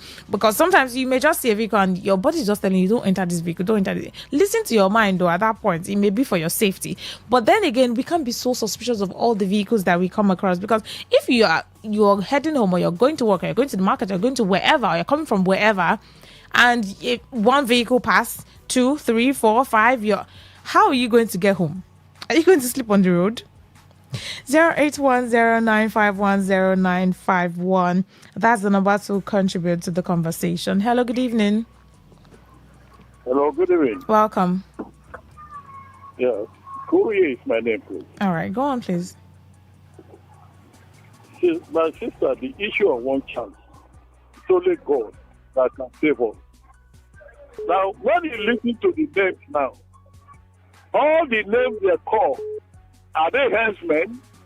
No. This is what you can see. Some people are passing through inside the bush. Our people are family, they are passing inside the bush. They go there and rape these people and collect all their belongings. Now, the state government have a lot to do. If the state government have a policy, they will now know that all vehicles should have river state. If you go to Lagos, you see all vehicles have their identity. In River State, it's another different thing. Go to Lagos, you cannot see any white motor. It's true. Their vehicles have almost the same color. All the buses are private white. You will not know which one River State. You will not know which one Obiako. You will not know this. So everybody is confused. People come from nearby countries, nearby states. So come to River State and rob people. Look at these names that they are calling. All right. All these names are so the government should really look into safety, and transport company too. That we are getting this type of thing. All right, thank you. Thank you. And this the union for drivers. Yes, they have their union where buses are registered. They should also look into this issue. I mean, if buses. The drivers and the buses that are not registered should not be on the road running. And every vehicle, if you have a bus, if you're a commercial driver, it should be registered under your union so that it will be easy to fish out and to track down some of these vehicles who are out there doing their mischievous acts. All right? Hello, good evening. All right, that call dropped. Please try to dial again. 081095109151. That's the number to call to be a part of the conversation. What's your opinion on this? What do you think should be done? How do you think one can be so careful? How do you think we can, how we can be so vigilant that you will not have to experience any of these things? Because it's a crazy experience, though. It's a really crazy one. Imagine they were not caught. They would have made away with 4.6 million naira. Just like that. Hello, good evening. Good evening, Runa. Welcome. Yes, my name is Kim from Port Harcourt. All right, thank you. Go on. Okay. You see, these people, I have encountered them like 5 times. Hey, really? In this Port Harcourt. One, the first one, they succeeded in taking my phone. I was looking at the road. Oh. The second one, I now learned better. And that first one was the chair, shift chair. Chai. This that shift chair. So they took my phone.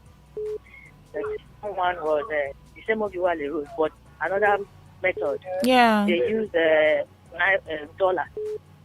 Oh, they're talking about money. Immediately I heard it.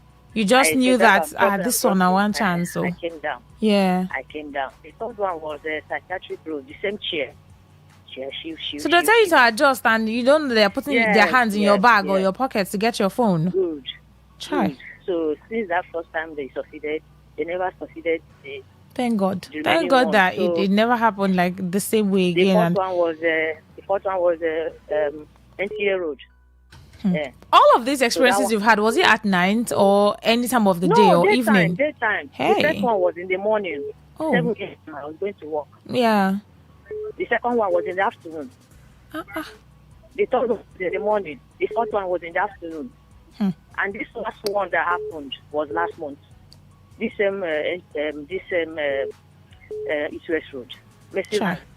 Nigeria. Because that one I worried. They see another new West practice they use. They will tell you, driver, the breeze is too much, close the door. Or wind up. This time around. Or wind up. And I was the only one remaining with the elderly man at the back. And when they lock the door like that and wind up the glass, you can't, there's no way to escape or get out. Of course. The driver now said, put hand down, put hand, you see one boat there. At first, I did not even understand because they got me angry.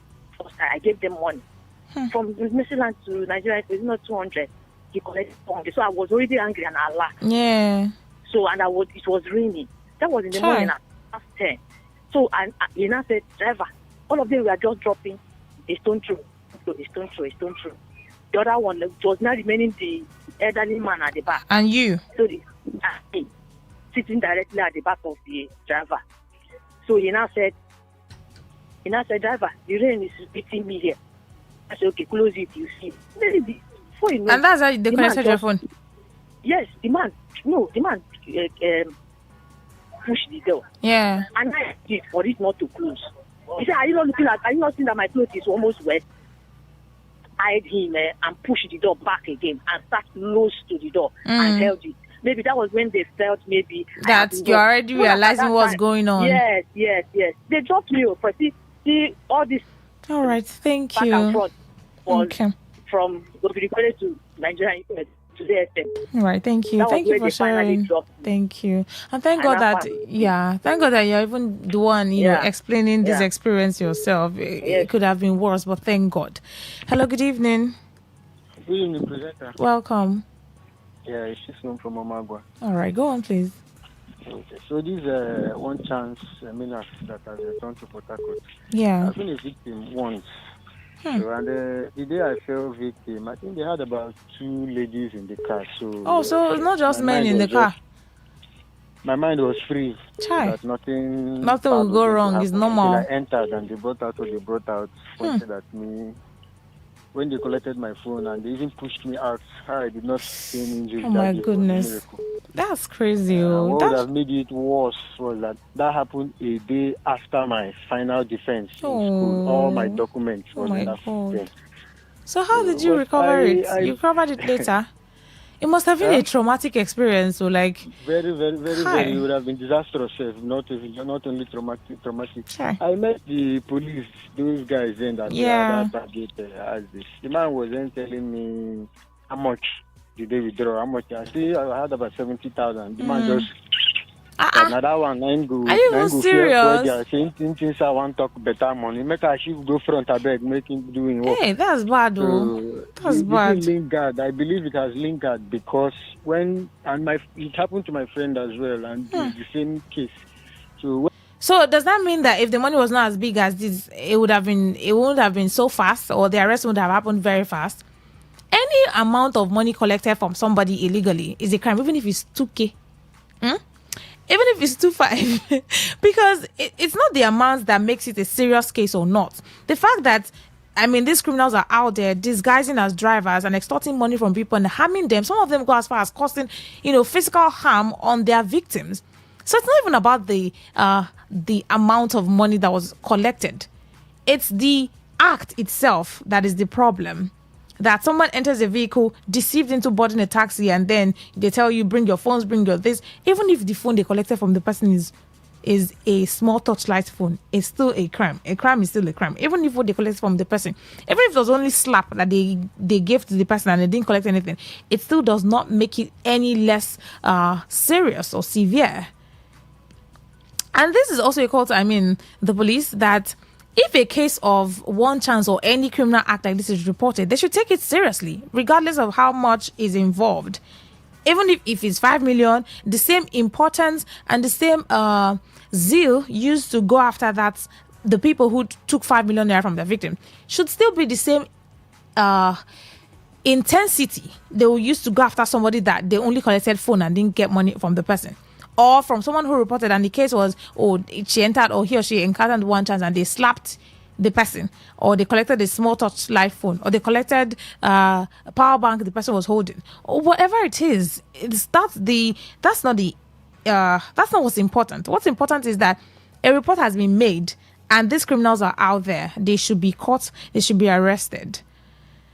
08109510951. That's the number to call to contribute to the matter, give your opinion or reaction. And if you want to send a text message or WhatsApp message or voice note, you can do that to 0701 933 9962.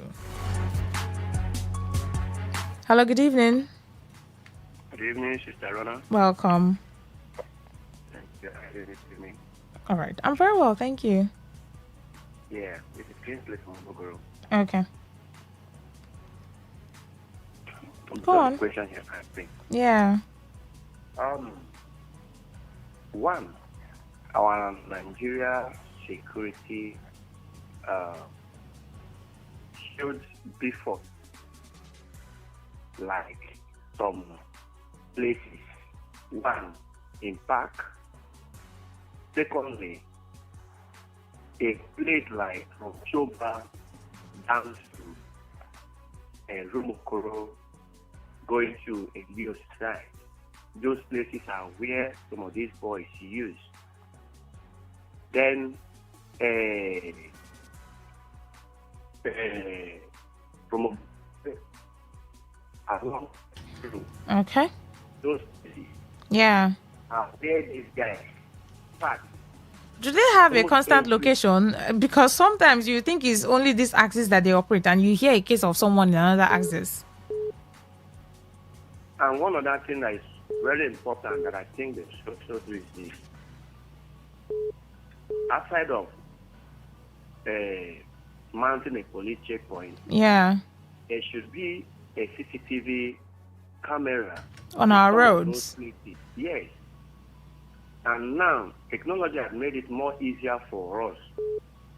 We use drone at times to supervise what is going on in some of these roads, even in some communities. All right. Because some of these boys, I witnessed one of the incidents that I was able to Okay, thank you. within the various Yeah. one small girl entered a bus without knowing that these people that are inside of the bus are these criminals. All right, thank you. On that, Okay, just try to wrap up, all right? Thank you. just drag this girl down after collecting everything that this girl had with her. So, do well to make sure that. Okay. Yeah, they should ensure that, I mean, the police should ensure that they do more than about. Thank you so much. Thank you. About going after them when the report comes to them. They should also ensure, more safety, such that we'll not even have to report cases of this one chance anymore, because these people will know that they can't operate freely here in the state anymore, because there's so much tightened security that even if you want to move from this junction to another, there'll be a checkpoint where you'll be searched. So if you have a victim in your car or your vehicle, you won't even get to extort anything, because there will be people checking you to know if something is wrong or going on. So before the person even screams for help, I'll ask that somebody to help me. If there's a checkpoint very close by, they may not even be able to do what they're doing. And that's caution. Knowing that if they try this thing, they'll be caught. There are security agents everywhere now. The police is everywhere now. They're doing their job.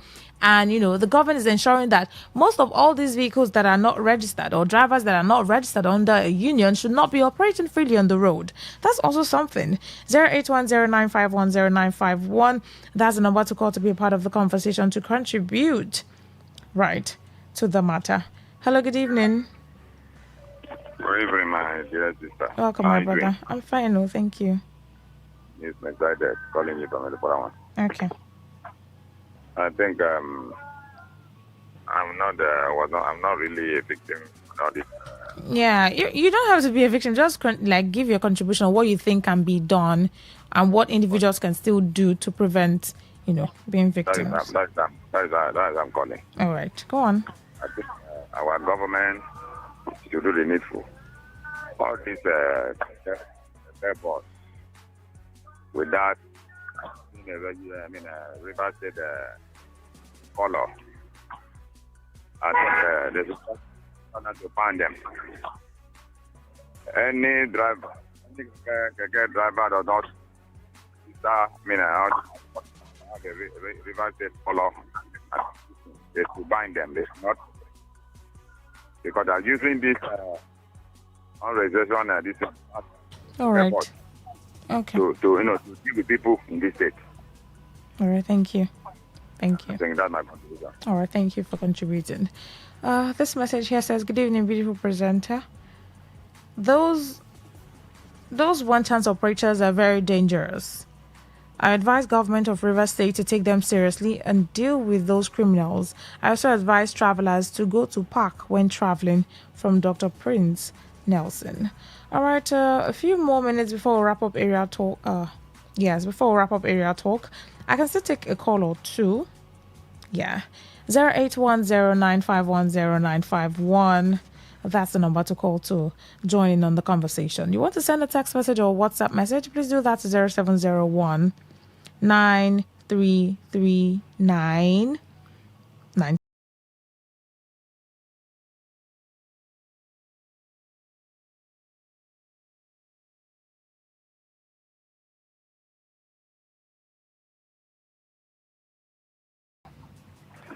Yeah.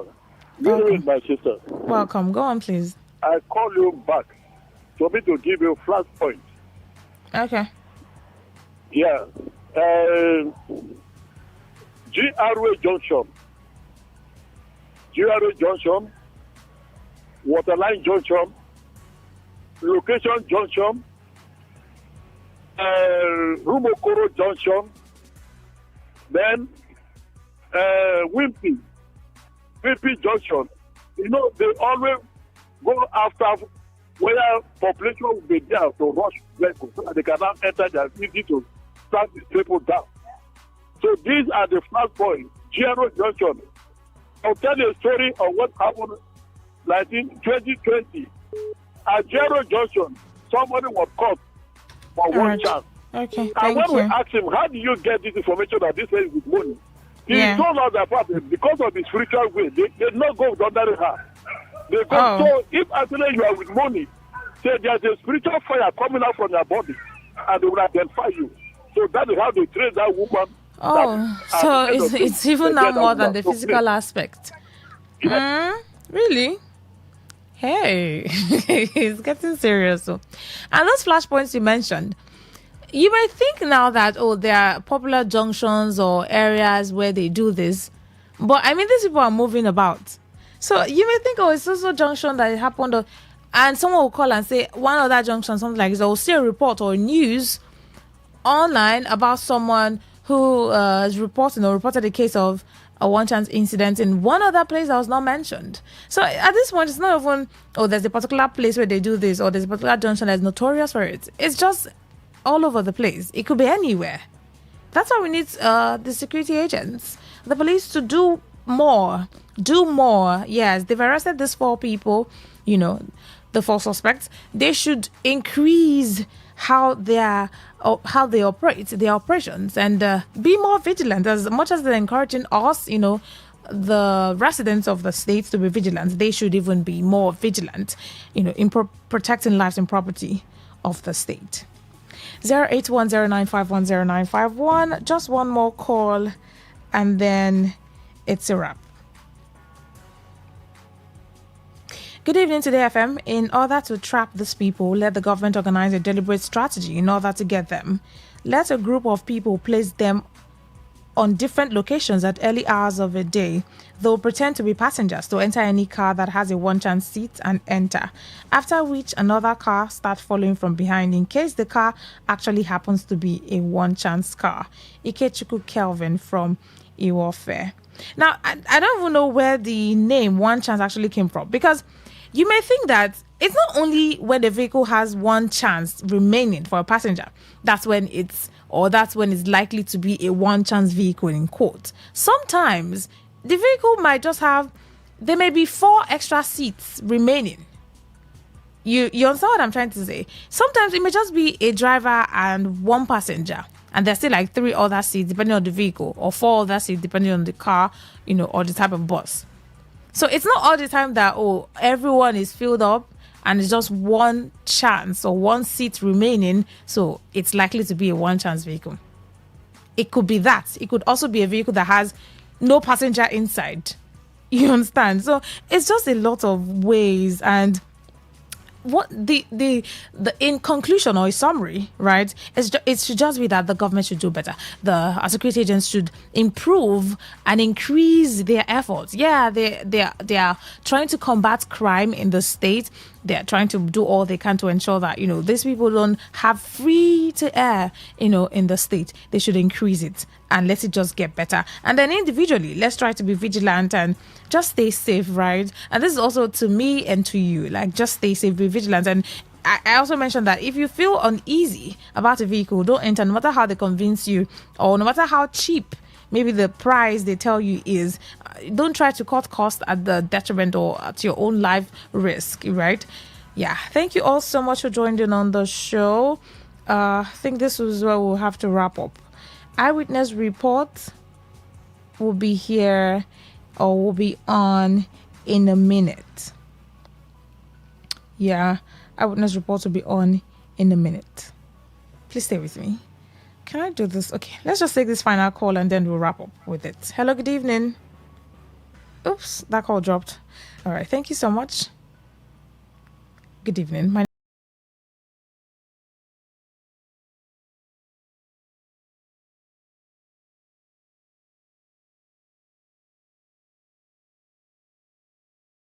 Stay informed, stay ahead.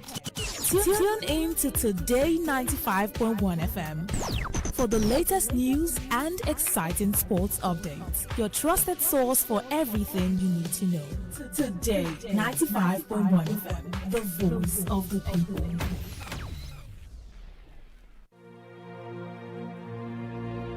Today is business. Today is a new trend for your businesses. We give you all the information you need to grow your business, new ideas and innovations that keep you earning more and staying relevant. Every day we engage in business, buying and selling, trading and exchanging of services as individuals or as a country. Money goes round, it goes up and down.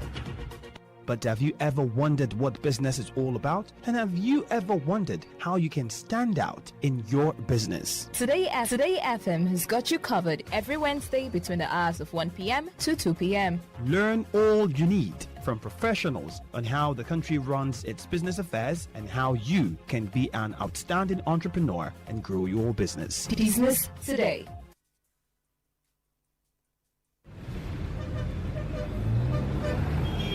Live from the Garden City of Port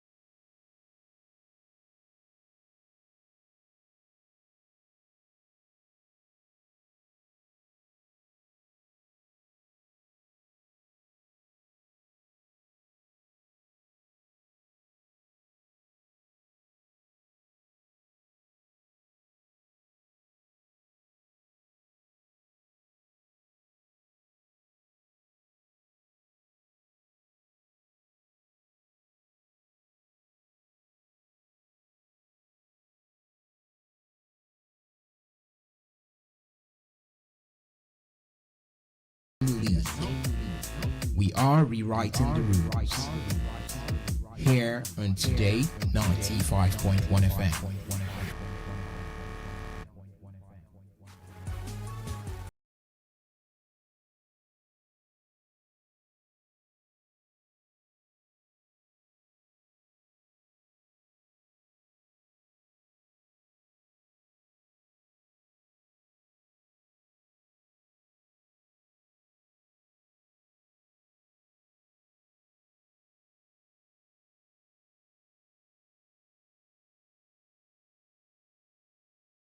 Eyewitness report, it is present. Let's begin with eyewitness report on this dial today 95.1 FM. If you've just tuned in, this is eyewitness report where we bring our reports on here. Not like complaints, because if I say we bring our complaints, it's sounding like, oh, just call in to talk, yap, and then we don't see any results. No. We bring our reports. You know, when you report something, you're reporting because you have the mind, or you report because you have the intention that your reports would bring results. Yeah, so when it's just like you're reporting something to or through a channel or through a platform where you trust that this report I'm giving, it's not a waste of time. This report I'm bringing on here, it will help somebody, it would inform someone, it would cause awareness, it will bring the attention that we want in this area, it would, the right authorities that need to hear it will hear it, and a change will come or change will happen. So that's why it's eyewitness report. Mind you, it's not what is on your mind. So if you're giving a report, ensure that it's really a report that you saw, or you have seen, or you are seeing, or that you experienced, or that is going on, such that, oh, it's something going on in my community, or in this street, or on the road, or on the market, this place, that place, this one, that one, I saw it, it happened, it has happened, it is happening, it's about to happen, it looks like it's going to happen. You know, all of these events and reports is what we'll bring on here, because it's just important that you bring your reports so that, you know, we know what's going on in certain areas, communities, local government areas in Rivers State. And so that the people in charge of that issue you're bringing on, if it's health sector, if it's a health issue, the people, you know, the health sector, they'll be aware and know that, okay, this area needs urgent medical attention or urgent health revamping. If it's education, know that this area needs attention, should be placed in this area, light should be shone on here so that the people involved can get better and quality education and infrastructure. If it's about electricity, bring it on. If it's about road, street lights, waterways, drainages, whatever it is, just be sure that it's something that you saw. It's not I hear them say. It's something that your eyes witnessed, and that's why you're calling to talk about it, okay? 08109510951. That is the number to call to tell us or to bring your eyewitness report. Let's begin with this call. Hello, good evening. Hello, good evening. Welcome. Yes, I, Tony from Umebu. All right, go on. What's your eyewitness report? Please, my eyewitness report is that if you come to Umebu here now, if you come to our road, there is no any place you can to Umebu to Chokota. I don't know whether this side, we are not from Rivers State. And the government, like what the music you put now, say, let's hear our voice. God, we are commenting every day. Umebu is a peaceful area. There is no any violence. Is it to get our rights? Is it by violence? No. Please, government, governor, NDDC, let them come. Our local government chairman, let them come and rescue us at Umebu here. All right. Please, 99 oil well here. Why can't we enjoy our land? Thank you. All right, thank you. Thank you on that one for bringing that report. Hello, good evening. Bruna, good evening. Welcome. Hey, Chief Solomon. All right. You see, my eyewitness report, I found out that we, Obogoro community, we don't have town hall again. What happened? You know, this ring road, they demolish our town hall, the whole Obogoro, in the whole Akbo kingdom. We don't have town hall anymore. You see, so they should give us town hall. We need town hall, Obogoro town hall. We are having it, but now Ring Road has carried it away. We don't have town hall anymore. All right. Number 2. Okay. This health center. I found out that those people are still living there, and they promise us that they will start this month to revamp that health center. Up to now, nothing is going on there. All right. The health center is not functioning at all. Hello? Yeah, the health center is not working at all. You see, that yes, it's not working. That health center is incomplete since Amechi administration up to now. It's been like that. It's been like that. And health center is a place, is a sector that Of can course. contain much youth for employment. Yeah, that's true. Cleaners, doctors, Security and all of drivers, that. Yes. You see, so is to help pregnant women and other health challenge. We go Okay, there thank you. to check their health and take medication. You see, so health center, that they should come and revamp it and All make right, sure thank that you. that thing is working this year. Okay. Thank you. The health center there. All right, noted. Hello, good evening. Good evening, Rona. Welcome. My eyewitness report is about the fiscal challenge in Eche. Okay. What about them? They are being neglected. How They so? are being looked at as digs them. The local government chairman doesn't even know they exist. They don't involve them in anything going on in that area. Then at all, they don't at all. Even when he invited them on December, Yeah. when he was giving his woto rice, a seed of rice he didn't give to them. Hey. And people are saying he's the best local government chairman. This set of people, it doesn't care about them. Politicians don't care about them. They will come and canvass for vote. You should vote for them. The society looks at them as if they are not existing. But they are part of the society. I mean, the fact that someone is physically challenged. I call them the microcosm of the larger society. Hmm. Because anybody, anytime can join that community. Yeah. Either you're blind or you're sick or I mean, I understand. Yeah, got it. You will join them. Yeah. But they neglect them. They don't care about them. That's my area talk. My name is Pastor Godi, the voice of the voiceless. Thank you. very much. Thank you. Good night. That's important, though. I mean, the fact that someone is physically challenged doesn't make the person any less of a human being. They're still humans and they deserve inclusion in things going on in that community. They should be part of it. When there are any welfare packages for people of that community, they should benefit from it. If their employment, of course, some of them can work. If it comes to, it should just be an inclusive government, both the physically challenged people and the ones that don't have issues. So yeah, attention should be put in that area for their welfare and integration into society. Thank you for bringing that on here. All right. Hello, good evening. Good evening. Welcome.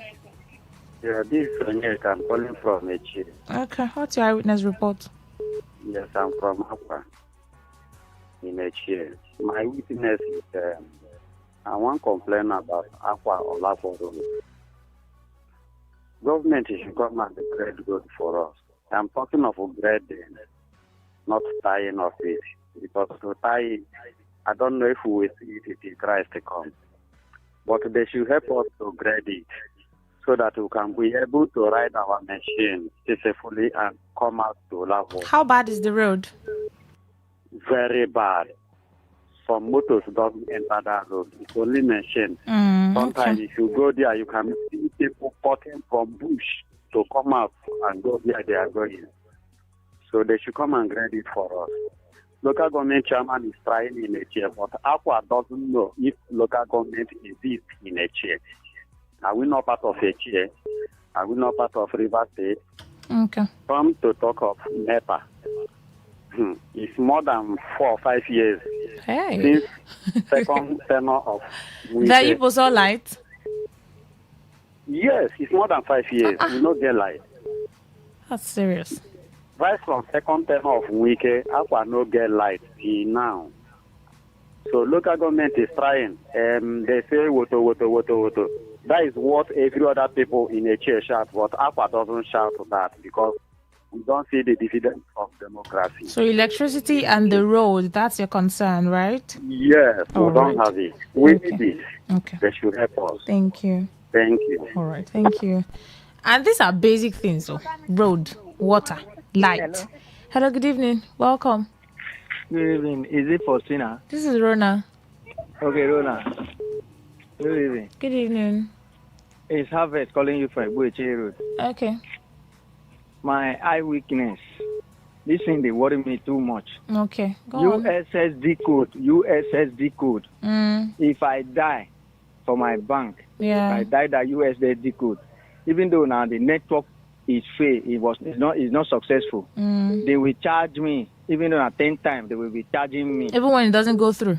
When it doesn't go through, when there is no successful transaction, they charge me every day. I make this and they charge me. Today I try to call NC.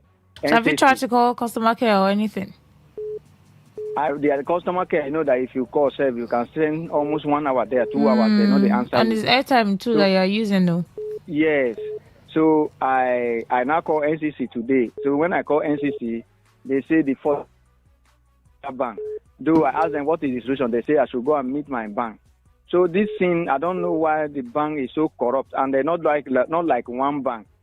Almost the bank I have, they are doing the same thing. They do that. Network will not be successful, but yet they will charge you for each of the transaction. Each of this thing you die for that USDT code. I don't know why they are doing like that. I have told the NCC that if I went to the bank and they do not stop that in the next 1 month, I will order my lawyer to write and copy NCC, copy CBN, and also copy my bank. Let them come and explain why, even though it is free network, and they will charge me for USDT code. The thing is embarrassing. The thing I'm very annoyed on this issue. Thank you. Now, the fact that you've called them and they say that you should direct your complaints to your bank, start from there first. Start from there. If you direct your complaints to the bank, really let them know and, show them proof that you're always being charged, even for failed transactions that you use the code for. And let's see how it goes from there. Okay? Good evening. What's your eyewitness report? Yeah. Rona. Yeah. Yeah, Regional, I call from Tegochi. Okay. Rona, you can see one of my brother from the state that called. Yeah. And you see what the situation of the road, their road. And it pains me a lot whenever the condition of my people, my Che people. The Che people are the most marginalized local government, maybe in the whole of Nigeria. No roads, no, if not that the chairman is coming with the issue of electricity, addressing issue of electricity. Yeah, okay, that one is that one being handled a little. So, okay. No roads, no proper education, no employment. How is the health center there too? No health center, no. Oh. The health center built by former governor. Oh, that's the same thing the other person complained about. All right. Abandoned. Okay. The zonal hospital that they are making build, that was almost 80% complete. Yeah, the other caller said that it's been left that way. Okay. Completely abandoned. Okay, thank you. Only general hospital that is working as a skeletal basis is the Komoko General Hospital. So, and it pains me that the people of the state, despite everything that they contribute to the state and federal government, you have oil in all right, thank you. I have to take more calls. All right, but yeah, I've gotten your yes. It's a serious business. Of course it is. It's a serious matter. Yes, and you're not the only person who have called about that one. It will come a day when all the road oil installations in the chain will be shut down. Thank you for sharing that one. State and federal government will take a chain people serious. People will wake up one day. All right, thank you. Yeah, the fact that I said all right, wrap up your thought does not mean that I'm trivializing it. Yes, it's important. It is a serious concern in HA. And you're not the only person who has called to talk about it. Yeah. And I believe that, the government, they are listening. I mean, they have people listening to give them these reports. So we just have to keep talking about it because we want the change to happen. The health center that I said has been there almost completed but not completed should be completed so that it can, serve the people of HA and, render quality healthcare service to them.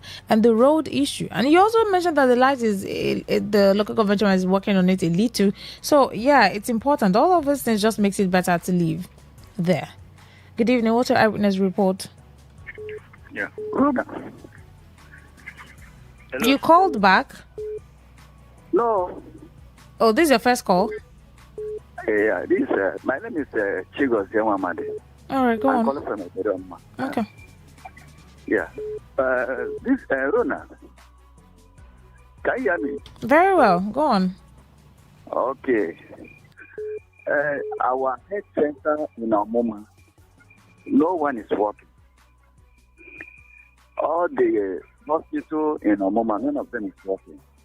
Then the education, is it primary, secondary? We experienced good education during the administration of the former governor of the state, during Why? What can this present administration tell us about? So you're calling on the government now to come to that area and, focus on these things that you've talked about: education, healthcare. Healthcare. Okay. I don't know what I will say. They should wake up. Thank you very much. Thank you. Now, all of this local government area makes up the state. So, Port Harcourt is not the only place in River State that should have, or there are no special local government areas that should have all of these basic amenities, and some should be neglected. All of them should have these basic things to make life easy and, just improve the living conditions of people who habit there. So, should everyone now run away from their villages and communities to come to the urban areas just to have electricity, or to have good roads, or to have good schools to attend, or to have hospitals where they can deliver children, get treated if they're ill, get tests done, get tested if there's need for that? No. You should be comfortable enough to, your community should be comfortable enough that if you are ill, you can go to the health center and get treated. You don't have to run all the way to town to be able to access a hospital, a working hospital. Hello, good evening. Good evening. Welcome. Yeah, welcome. Yeah, my name is Great God Ejike. Okay. I'm from Ubima. Okay. Yeah, my eyewitness report is about Ubima Light. All right, what about it? For over more than 7 years, Ubima, we don't have light. Did you say 7 years? I did say more than. More than 7 years. So how do people cope there? How do you do your things? It's just by the grace of God. Let me just say, by the grace of God, we are surviving there. So I'm calling on to the government, because the River State government. Yeah. They should come and help us. All right. Thank you. More than 7 years. I'm sure that there's a local government in charge of that area too, right? If there's no light, what can you even do without electricity? What can you really do without electricity? Nothing. Oh, the alternative source of electricity, but is that what we should have? Alternatives, should it become the main thing? Oh, you can get a generator, you can install solar panels, you can just, all these are alternatives, but the main thing is electricity is basic necessity that we should enjoy. Just like I said, that no community should have it more than another. We should all have it equally, and we should all have it functioning. Just know that your eyewitness reports are not just complaints. They are valid report that deserves or requires attention from local government, state government, and even federal government if it warrants, as the case may be. So keep your calls coming in and keep your eyewitness reports coming in. Your 08109510951. That's for calls. For text messages, WhatsApp messages, or voice notes, 0701-933-9962. Good evening. Good evening. Welcome. I'm Casino from Degema. All right, go on. I to give an eyewitness report about the mode of electricity supply in Degema. How is it like? Right now, there's no light. How long has it been? Light will come around 10 o'clock. Okay. And within the period, the supply will be epileptic until past 7. Then they take off light for the day. During the daytime, there's no light at all. And I commend the local government chairman for being so kind and magnanimous to pay for the electric bill for the local government people. Oh, he's paying for the electric bill? Yeah, he pays. I commend him for that. Oh, okay. But the place, power holding company, yeah, it's not living up to expectations by giving us regular supply. So the light is not stable and it's not constant. It's not stable, it's not constant. Right now, there's no light in Degema. It will come between 10 and 11. From 6 o'clock to 10 o'clock, there will be no light. Oh, okay. All right. So I think the attention should be called. All right, thank you. So for a change, please. All right, thank you for bringing our attention to that one. Thank you. If you check most of the eyewitness reports is road, healthcare, schools, electricity, some communities water, some disabled persons, physically challenged people. But like the lot of it is school, road, water, electricity. These are like the major things that people talk about for their communities, just to show you that these are the essential things that makes life easy. If you have someone in power, in charge of that zone or that area or that community, that local government, they should, these are like the primary things that should be provided before I start talking about other development and other infrastructure. Let's begin with these ones. Right, this is a call to River State government, local government chairman, to these areas where complaints are being made or reports are given. They should prioritize these areas and these reports. Let's take this one from Engineer Happy Godwin. The problem in my school is lack of teachers. CSS in Huo in Ahoda East local government area. From Kindness Happy to the FM baby. All right. No teachers. So I'm guessing that the teachers are not enough for the subjects being taught, right? So more teachers will make the workload lighter and make the school better.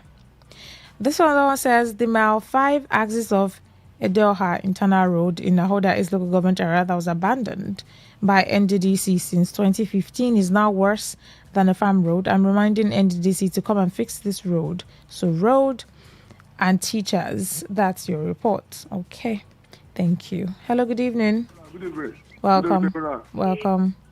Yes, Marvin from Port Harcourt. Okay, what's your eyewitness report? My sister, yes, due to the slow piece going on empty routes, I decided to follow through East-West Road to Unit Uniport, where I went to see one of my relatives. Okay. On my way coming back, someone said I should wait for him at Rumosi Junction. So I stood somewhere waiting for the person for a while. And my sister, what I saw marveled me. What happened? This truck, this truck driver, they should be very careful. The way they are speeding is very bad. Where they are not supposed to speed, they will apply speed. Yeah. And where they are supposed to speed, they won't speed. See what happened. A trailer was coming from Uniport side.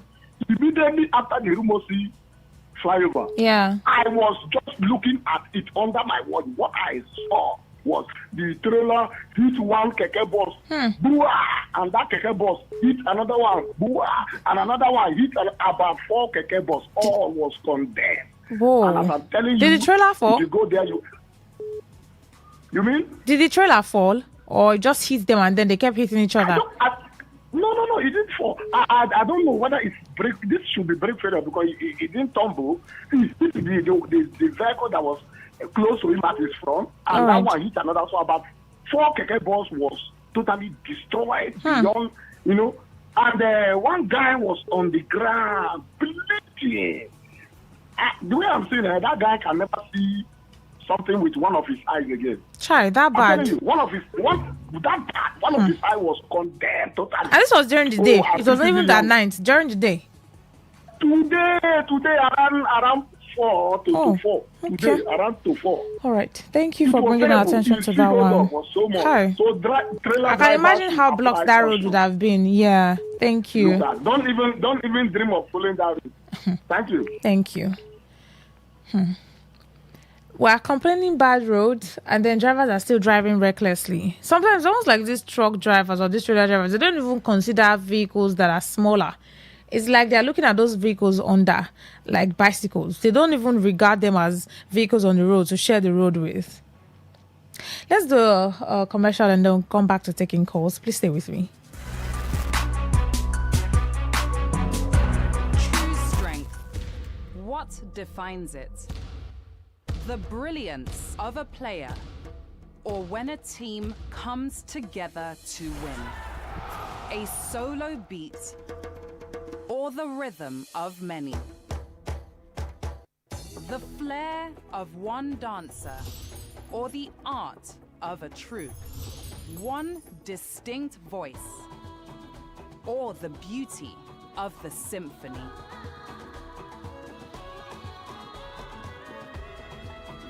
At FCMB Group, we build ecosystems, empower communities, and create the future.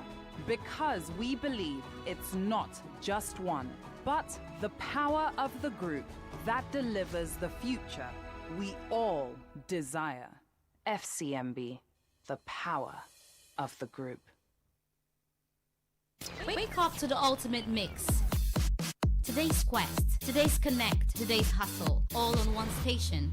Only on Today95.1 FM, the voice of the people, where the streets speak and we amplify.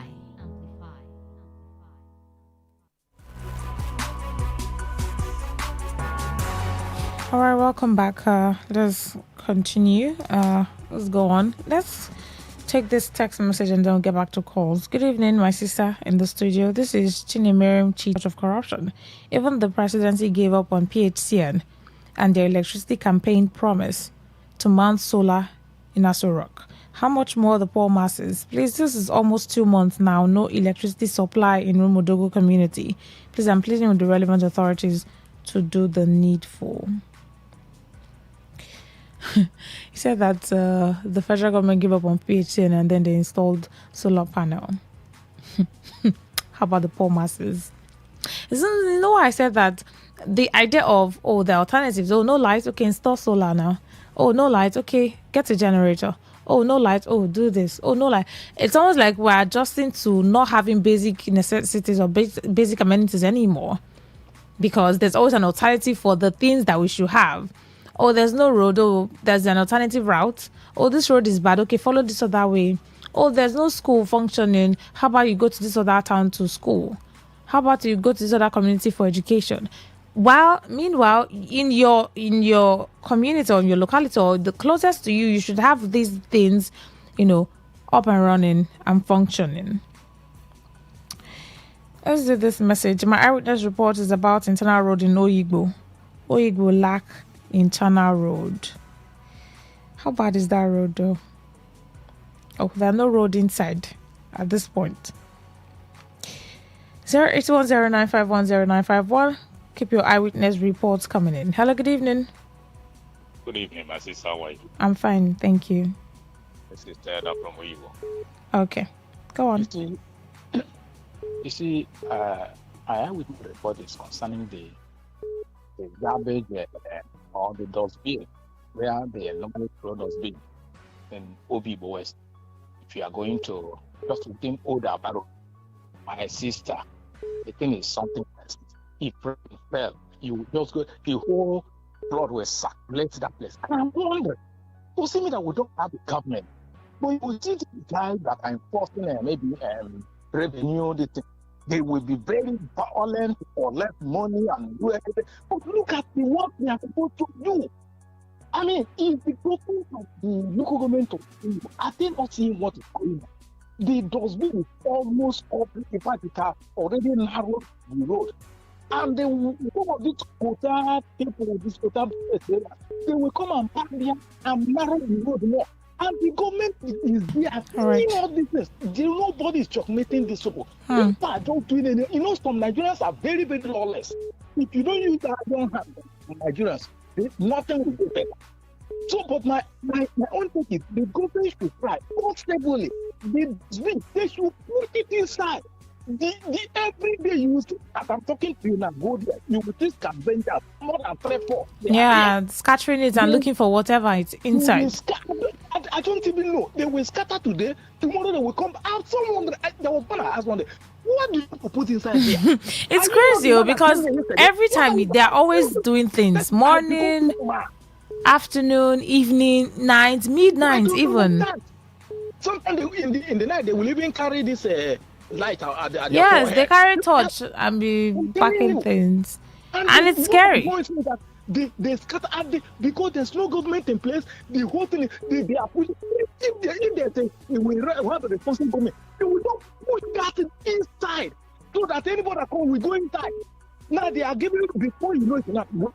As rainy season is about to say, we will see in one place. Okay. Look, the road is safe and not something else. All right. Look at Thank you. A couple of years ago, everything is almost getting damaged because of this waste. Thank you. Thank you for bringing that. It's not like you're even, yes, it's something that you just, spotlighted again. But we see these things every now and then. So it's not like, our attention is just being drawn to that thing for the first time. These scavengers are always on the road. Sometimes you don't even know what they're looking for. Are they trying to dig gold? Are they trying to dig diamond from the ground? What are they looking for? Every time, every hour of the day, you see them morning, afternoon, evening, night, midnight, anytime and every time. It's crazy. And it's scary. Hello, good evening. Yes, please. Yeah, good evening. This is Eno from Enaka. Okay. Yeah, my eyewitness goes like this. Today I was in court. That's Umodumaya, opposite of the Akwa local government. I'm on the state of that court, and only God I know. If I be that magistrate, I did that court, I would send people to prison every day because why? The kind of heat where they for no light, no fan, no ventilation at all. I'm telling you, the whole place is just tough. Everybody's sweating like you go up and down. That woman is just the small fan, all this electric small fan. Yeah. You just drop it on top of the table, and that thing cannot serve. Just how small the thing turn off. I'm even feeling for those magistrates that are working. All right, thank you. Please, they should do better. They should do better. Okay. I don't know what is going on in our country. Just as if nothing is working in all sectors. We are talking about life we don't have. Okay, come on court where they take the judgment.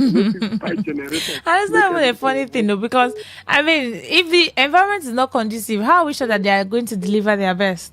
That is what I am saying. Even the woman said when she is judge, said before she just get tired. She just say, I want to refer you people to so like my own mother now, they refer me to multi-door court. I don't know what they call that. Sorry. That ABC. And they refer me there because she has seen that the matter is complicated, and for her to be sitting down there to be listening to that kind of matter, she's going to be very difficult for her because she's going through a lot. So please, I don't know. All these chairmen that they just put in power, I don't know, since they came into power, they have not done anything for the local government. I don't know understand what all is right, going on. that's also part of. No light. Thank you. Talk to NEPA to give us light. Nothing. Thank you for sharing that one. It's all of these things are matters of concern. you're inside court, you're sweating like you're inside what word would I use now to as an example? The place is not conducive. Oh yeah, now when judgment is going on or they're trying to go through a case, how is it going to be comfortable and how is it going to be done conveniently? Electricity is a big issue in this Nigeria. Electricity is a very big issue because there's really little or nothing that you can do without electricity. Hello, good evening. Good evening, my sister. Welcome. I'm Mr. Korea. All right. The group where I called last time, the following day they brought light. About 2 days they brought, the 30th they brought light. She's now no light again. But I was surprised, my sister. That's why I said, let the chairman and all the people we voted, they should come to radio to tell people what they do with River State money. Because I was surprised when somebody called from Uvima that 7 years there was no light in that place. Yeah. And you can see how many people that have been removed from employment there. People that have employment, people, hairdressers, they cannot meet up. Where would they just want to buy the fuel now? And people will come out and say, oh, this is my culture. In a money that meant for everybody, and look at it, what is happening in River State. How can only light, the light that people have so you can pay for it. You cannot give your people. What will make you to come out again now? What will make you to come out again for River State, for God's sake? Okay. Oh, thank you. My sister is painful. It is. It's really painful, and we're complaining or we're bringing this report, and it's born out of frustration. You're overwhelmed. Yes, all of these reports are the mind behind it is I'm tired. Like when would it get better? This thing has been going on for a long period, for a long time now. Should we just adjust to it as the norm, as the normal? Of course not. That's why we have this platform here for you to call in and bring your eyewitness report, such that those who should hear it will hear it. Those who should start working on it will start working on it. Those who should be aware would be aware. And those that are supposed to, issue instructions and directions and directives in that regards, whatever concerns that you're bringing on here, will do what needs to be done and make the citizens' life better. Hello, good evening. How are you doing? I'm very well, thank you for asking. And how is your day? How is what? What's your day? I didn't get that, sorry. How was your day? Oh, my day. Oh, thank you. It was good. Can I shock you for what is happening to me as a member from somebody from Kala local government area? Right. Yeah, Local go in on. particular. Go on. My name is Meneza One of Africa. Okay.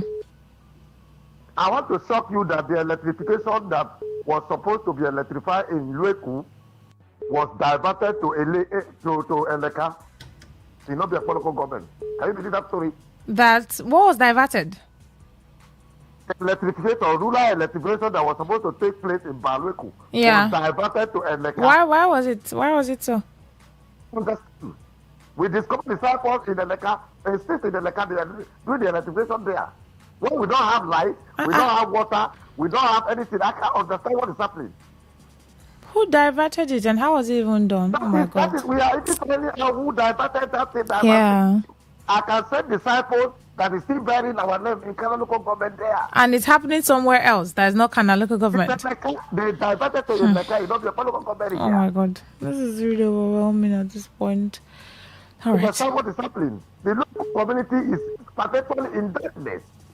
So the local government chairman hasn't done anything or is not working to bring it back or something? That was supposed to be an NDDC project. Yeah. Oh, okay. But that's what happened.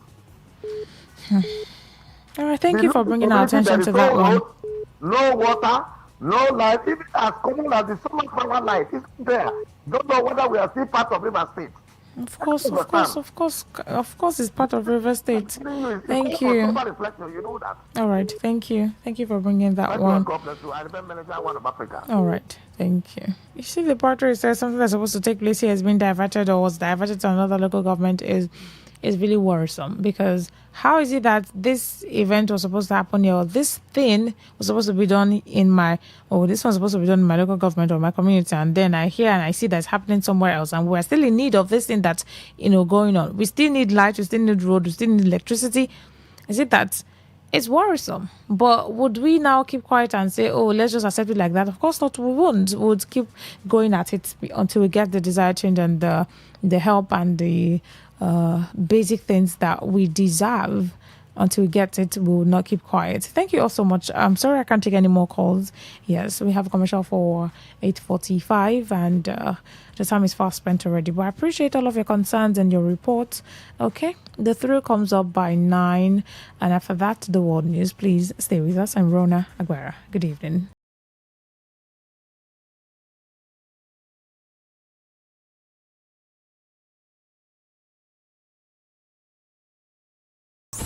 What if the internet had a voice? What if we knew exactly what you love to listen to? What if we understood your vibe, your voice, your opinion? Today, 95.1 FM. Today, 95.1 FM. We are the voice of the people.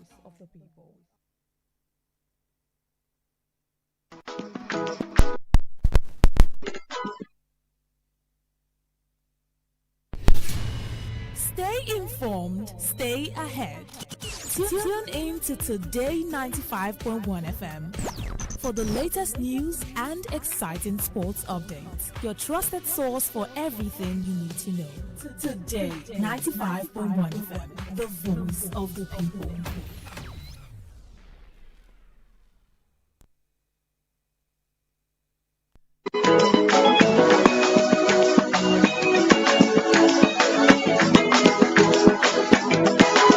It's another edition of Global Sports Update with yours truly, Godwin A. Nagala. On this edition of the show, we'll not be talking football, but we're talking about a sport that the young man is very passionate about. The game of cricket.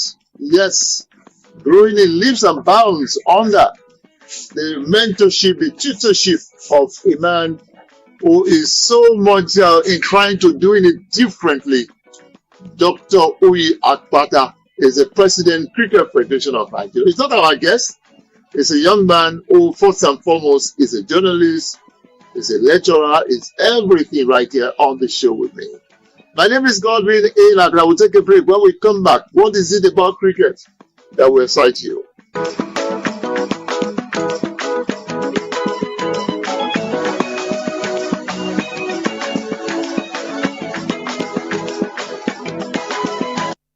Thank you for staying with us. Shiu Ajinoba is here.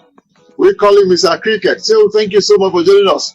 Yeah, I'm super excited to be with Mr. Godwin Naina on Global Sport Updates. Thank you very much for the opportunity, and let the show begin. A lot of persons are listening to you right now. What would excite them about it? What will excite you about cricket is the fact that cricket, they say, is a gentleman's game. It's a bowling and batting game, and of course, a game that you would love to see people put in the passion and the excitement that comes with the game. In cricket, I see them use, what do you call those things now? We call it bats. Okay, but let me call them sticks. Sticks to play, just like what you use in golf, but a little bit different. If they get angry and there's a fight, what happens? There is never a time that you use any of the equipment to fight. It's never happened. It has never happened. I tell you something. Why we call it a gentleman's game is because we know the kind of equipment that we use that are very dangerous. There was a player of India, he's retired now. In football, you have what they call pitch panels that usually surround the stadium. We also have same in cricket. This player's name from India, his name is Harbhajan Singh. There was a time he was fielding at a place. He wanted to catch a ball. He missed that ball, and the ball went out to the advantage of the team that was batting. He used his leg to kick the pitch panel. They fined him 50% of his match fees. And in cricket, once the umpire, which you call your referee in football, raises that index finger, It means you don't argue. We don't even argue with the officials of cricket. That's how gentlemanly. Every annoyance, everything you want to do, you keep it to yourself. There was a time a player was sanctioned in Nigeria. What did he do? He felt the decision he was given was a wrong decision.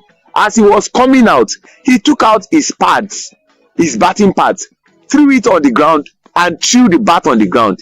He got sanctioned by the authorities. That's how this. He didn't throw it at anybody. He just angry. He's just like a player who got an unjustified red card before the advent of VAR, and then he came out and he was already out of the pitch and he flung his boot, not to anybody's face, but he annoyingly flung the boot and took out his socks and all those things, and somebody like that getting sanctioned. That is how very organized the game of cricket is. That's interesting how this can be in football, so that we don't see people beat up referees. Can you beat up referees? Okay, if you don't beat people, do you beat up referees? You cannot try it. Do you challenge their decision? You don't challenge their decision. I told you about the incident of someone who felt he was unjustly given an out, and he was coming. He didn't challenge the umpire. He was coming out in annoyance, talking to himself that how can that be a decision against me? And he came out of the cricket over and he flung his batting pad through his gloves, his batting gloves, through his bat. He got sanctioned because he was invited to the panel. Wow, that's interesting. Let's talk about where Nigeria is now in cricket in Africa and of course the world stage. Sometimes I get confused. They talk about innings, they talk about one day, ODI and what have you, all these acronyms. Thank you very much, Mr. Godwin. Nigeria is an associate country. We have test playing countries. Test playing countries are those teams that are ranked higher than Nigeria. It's just like the 3 tiers of government in Nigeria. You say federal government, state government, and then local government. There are some countries that are local governments and there are countries that are state governments. So using that analogy, Nigeria is a state government, and there are some countries that are federal government, countries like South Africa, Sri Lanka, Bangladesh, Australia, England, Pakistan, West Indies, and the likes. Now, Nigeria plays the one-day international. That's what they call the ODI. The ODI is one-day international, and characteristics of an ODI game is they use white balls, they use colored attires to represent the country. Like Nigeria calls herself the yellow-green. So we wear our color representing what looks more like a Nigerian color. The New Zealand team, they call themselves the Kiwis. They have their own colored attire. Now, the format has also been shortened. Now we have some test playing countries. When I mean test playing countries, that those test playing countries play longer format of the cricket game, where they use red balls and they wear white on white. Countries like England, countries like Bangladesh, Australia. In actual fact, there is even the Ashes that we always talk about. The Ashes is ASHES. Ashes is the most decorated international cricket rivalry that dates back to 1882, and it's usually between Australia and England. So Australia will go to England, England will go to Australia. Those ones take a longer time. Sometimes it could take about a month.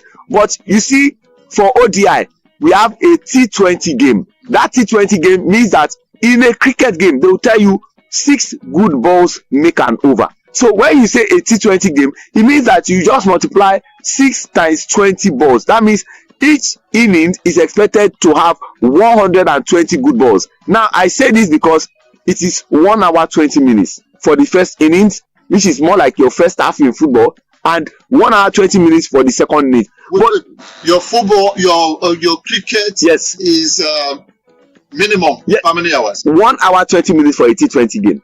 So that means 1 hour 20 minutes first innings before they go on the innings break, then 1 hour 20 minutes for the second innings. So what happens? 2 hours plus. So what happens in a game of cricket is that before a game starts, we have the people who call match referee, which you call match commissioner in football. Now we also have umpires, which you call referees. So what they do is that when you go into bat, whatever score you put up, they put it on one side. So you have to defend that thing you put up. Least minutes you play in cricket? It's 2 hours 40 minutes. But that 2 hours 40 minutes might not be complete, depending on what the team does. It's just like boxing. The game can end in under less than 20 minutes if you get all your players out in good time.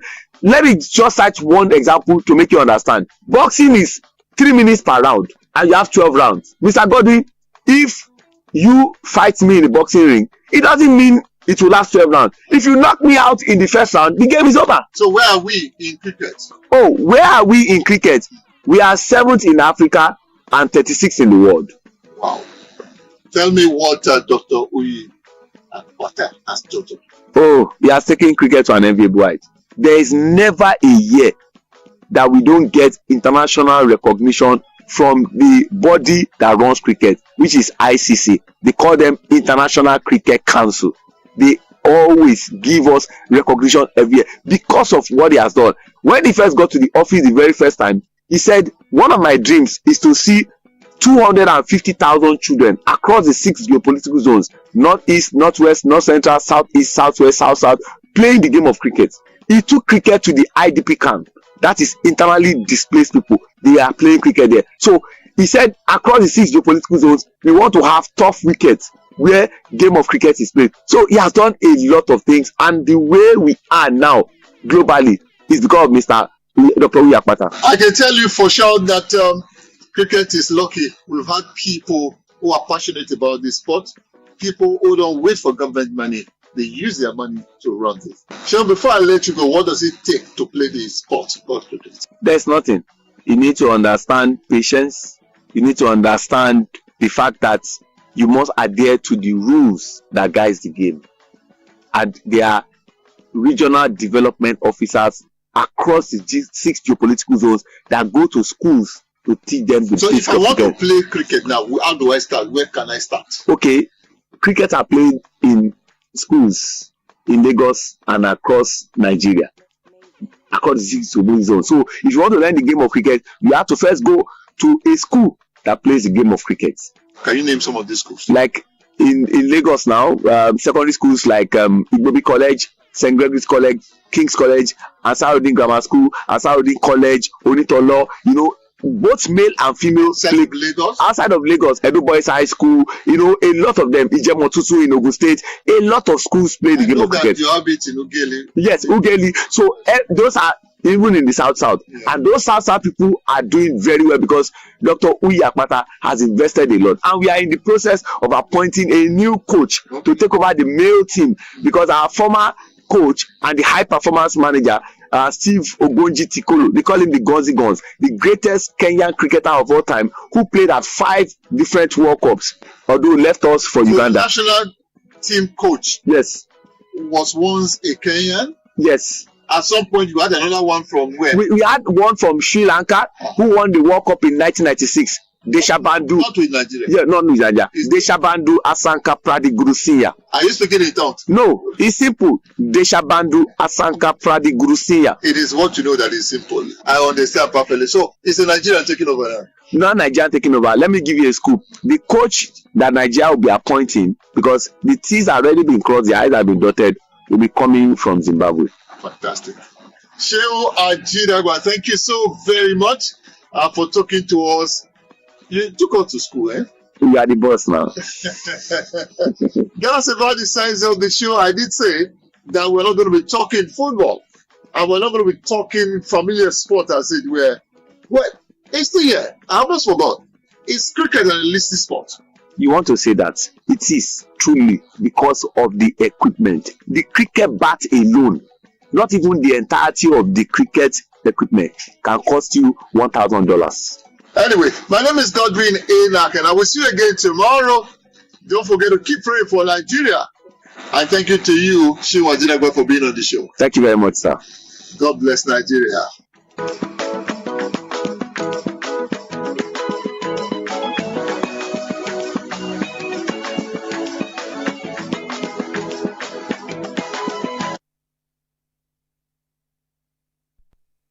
Say no to the ordinary. Embrace the extraordinary, because we are the voice of the people. Today, 95.1 FM. Today, 95.1.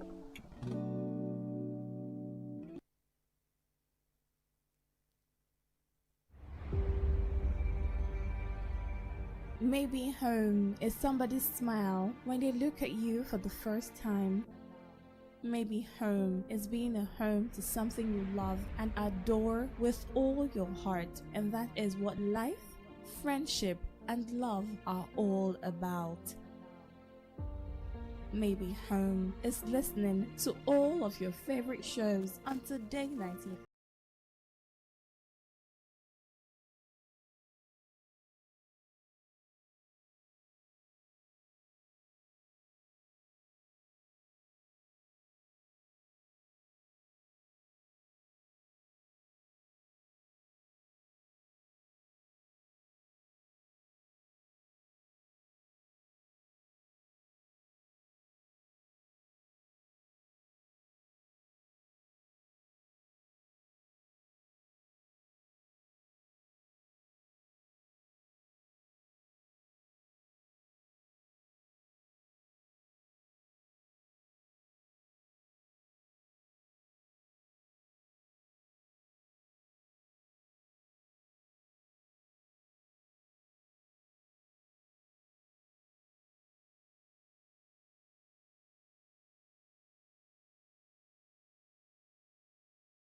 Heritage International, the Kokoroko for herbal medicine when they produce strong, correct medicine. They take it, they support with country healthcare system. Country man, correct holistic ogbonge herbal medicine. They we know they come out for public anyhow like a big basket. Full ground as every Christmas sabi boundary. Sickness self sabi medicine we pass them. After all, monkey smart now because tree near tree is our forest. Heritage International go use the technology of computer testing machine to see and know before attacking that your health condition. We don't become ubaruba for your life with the correct treatment. Therefore, whether definition or without definition, make you visit Herbal Heritage International offices way near you. Herbal Heritage International. Now you. Hello and welcome to the program Roots and Herbs.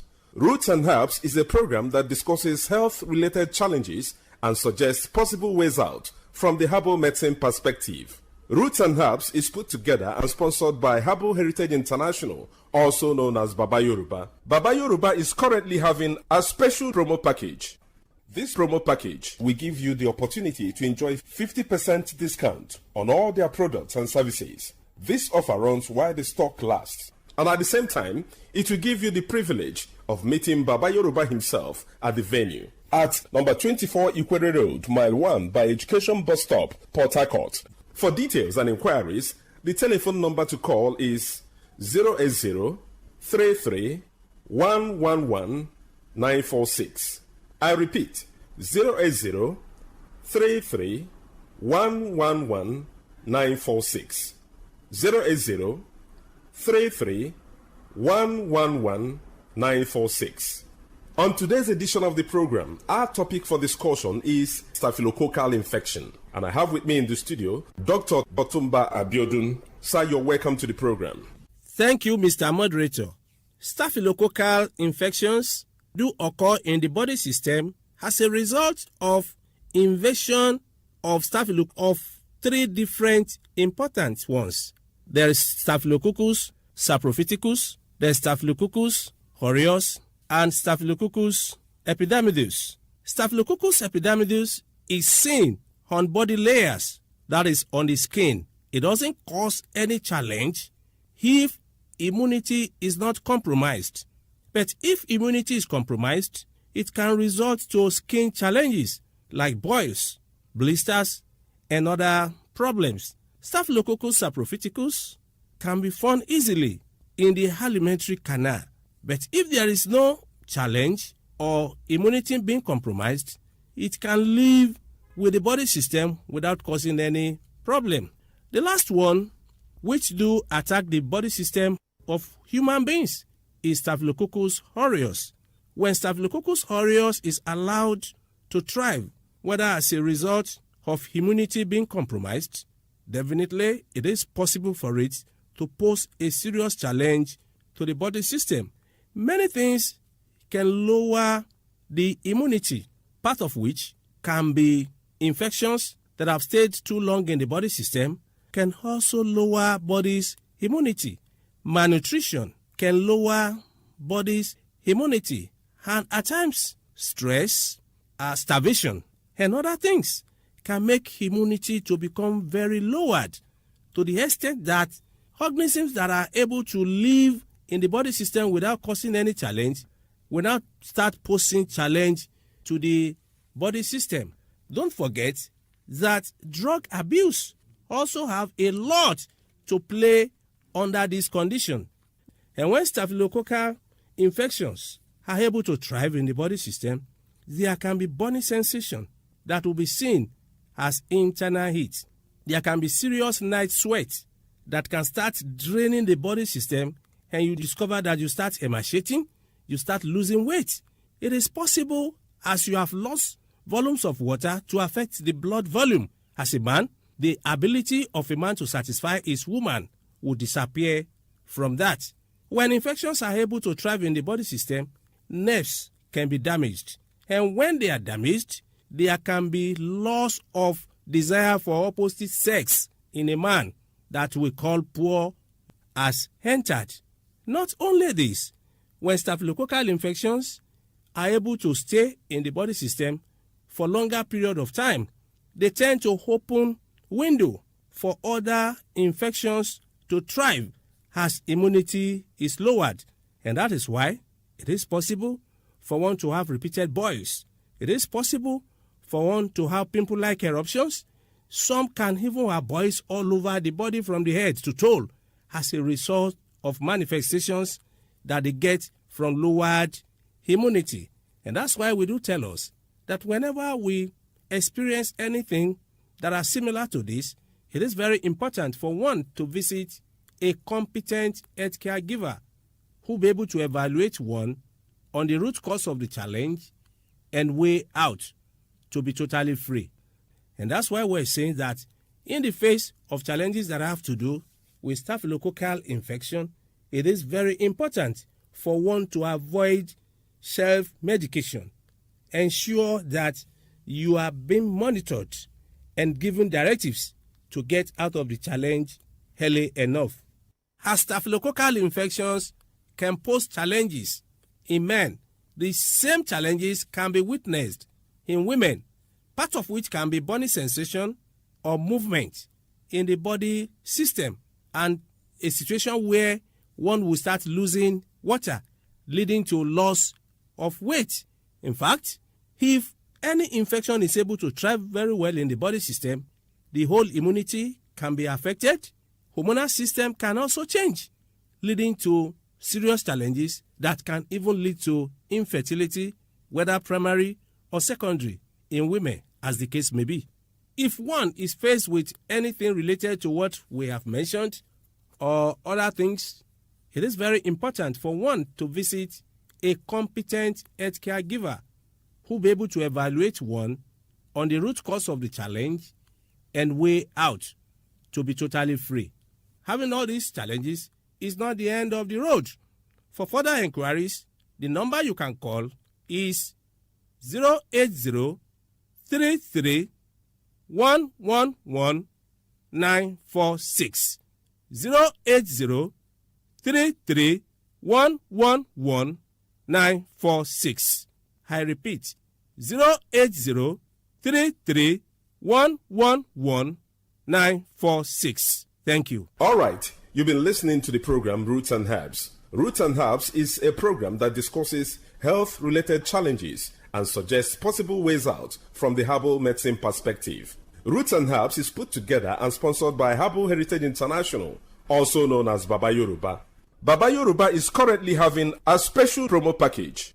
This promo package will give you the opportunity to enjoy 50% discount on all their products and services. This offer runs while the stock lasts. At number 24 Ikwere Road, Mile 1 by Education Bus Stop, Port Harcourt. For details and inquiries, the telephone number to call is 080 33 111 946. I repeat, 080 33 111 946. 080 33 111 946. Let's take our sponsor's message.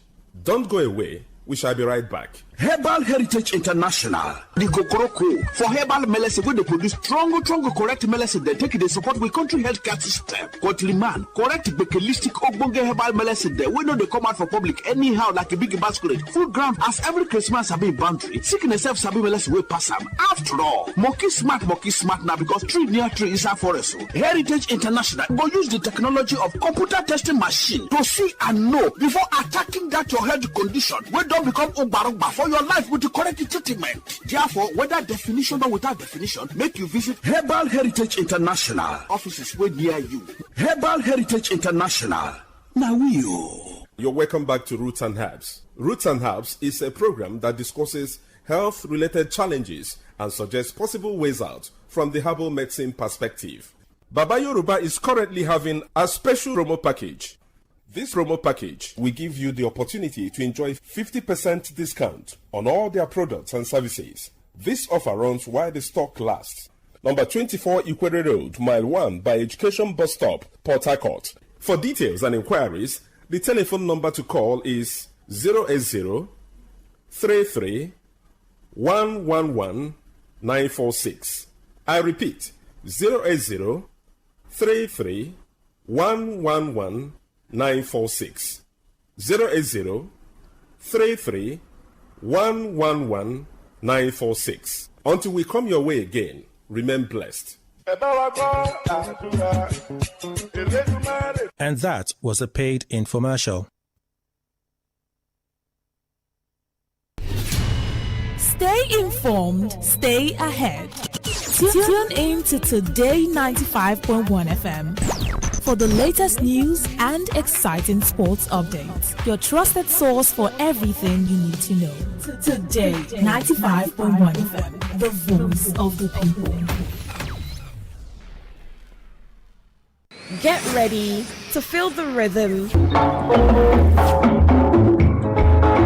the groove, and the true vibes of Africa. This is not just music. This is high life. From the legends to the latest, we're bringing you the best of palm wine grooves, jazzy horns, and soul-stirring melodies.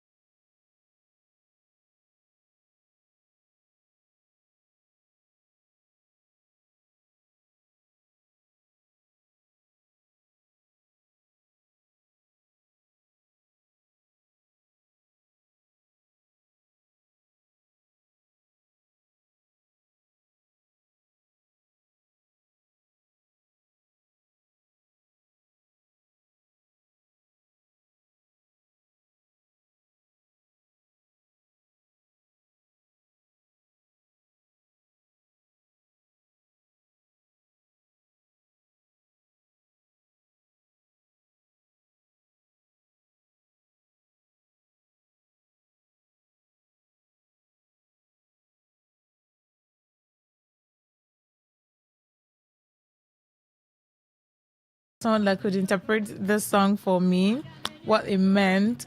That's from Prince Morocco. And they're just calling Christiana. Hmm?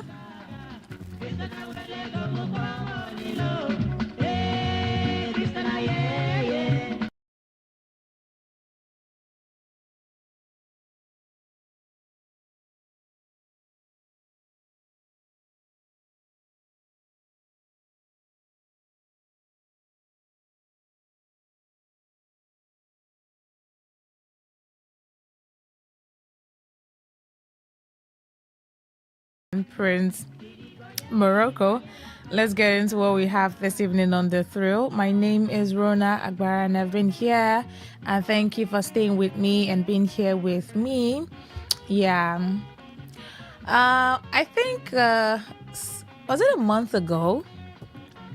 Yeah.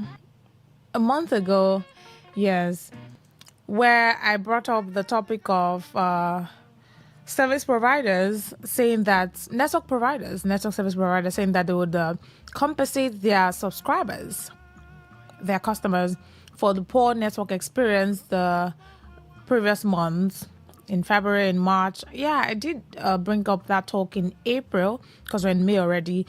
It seemed like they have they're making do their promise of compensating subscribers, because some subscribers, MTN, Glo, Airtel, have been receiving or have received. Yeah, I know 2 persons.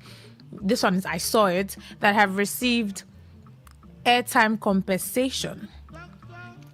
I think MTN and Airtel, I don't know if Glo started, giving compensation to their subscribers, because I experienced a lot of poor network. Because I use Glo on, as one of the network I use. I have others, but I use that one particularly. Yeah. Now, I'm going to read the news, and then the question on this topic or on The Thrill this evening is, have you received any compensation? Because when I brought up that topic, some callers called in and said that, Beggy, it's not going to happen. This is not Nigeria. They will not compensate anything. That's how they will say they will do it, and they don't end up doing it. We're used to all this. There are plenty talks and no action. But now they have made do their promise of compensating subscribers, and I think it's still ongoing. It's not like they are done compensating. I think it's just rolling out in batches. I want to know if you have received any compensation at all from your network provider, MTN or Glo or Airtel. If you have received any compensation, if you have received any, please let me know. If you've received airtime, as compensation for the poor network, please you call me to tell me. If you have not received yet, I say yet because you are likely to receive it in the coming weeks, because it's been rolling out since last month. Yeah. The person I saw got 340 naira.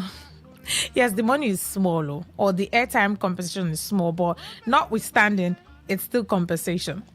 So we're not trying to equate how much they are compensating their subscribers. We are trying to say, oh, really, they are doing it as they've promised.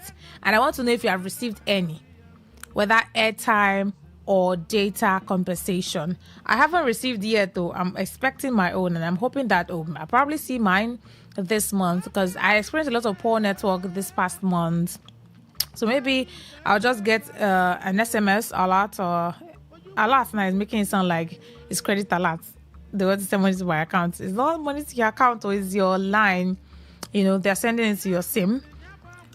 They'll recharge you. Maybe, I don't know the amounts, depend on maybe how much you use that network and how much you recharge and subscribe on it. Probably that's how they measure the compensation. So I want to know if you've gotten any compensation whatsoever since last month into this month. If you have, please call me and tell me. If you haven't, still tell me, still let me know, so that when it's happening or when it starts happening or you receive yours, I will be aware. And then I also know another friend who got, I don't know why they always put change in the menu. That one got, I think, 257 naira free airtime as compensation. Now, it's not like the compensation actually measures up to the poor network that we experienced this past month, so it doesn't really measure up, but okay, it's something now.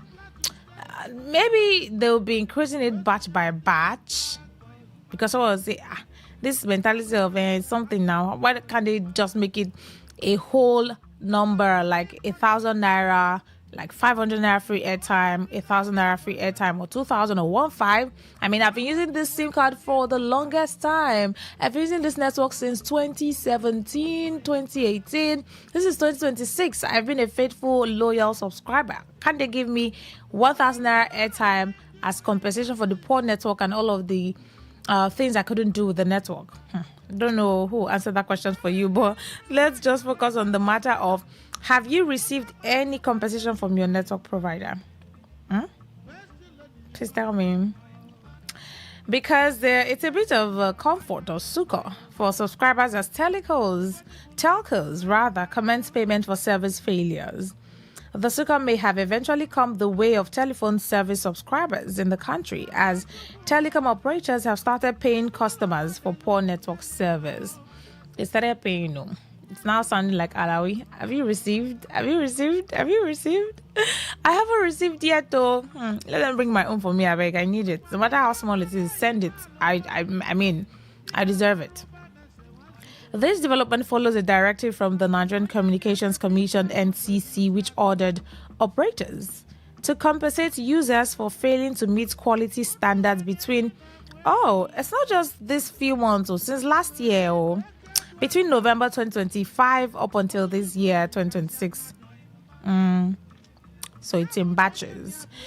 Today, telecom operator Airtel Nigeria, which has over 63.6 million subscribers as of the first quarter of 2026, sent SMS notifications to alert qualified customers of the compensation. Because I did say that the person that I saw he's an Airtel subscriber, and he got 341 naira as compensation. The message informed customers that compensation has been applied and could be checked using a USSD code. In many cases, however, the amounts were modest. Yes. Now, that's why I brought it on here. They're not paying you a huge amount or airtime. It's a modest sum. And when I say modest of the modest sum, it's always a naira and change. I don't know what 500 naira.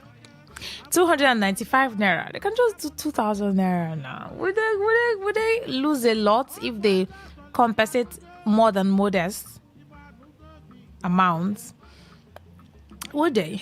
The SMS reads, they have been, let me sound like those customer care or those automated voice.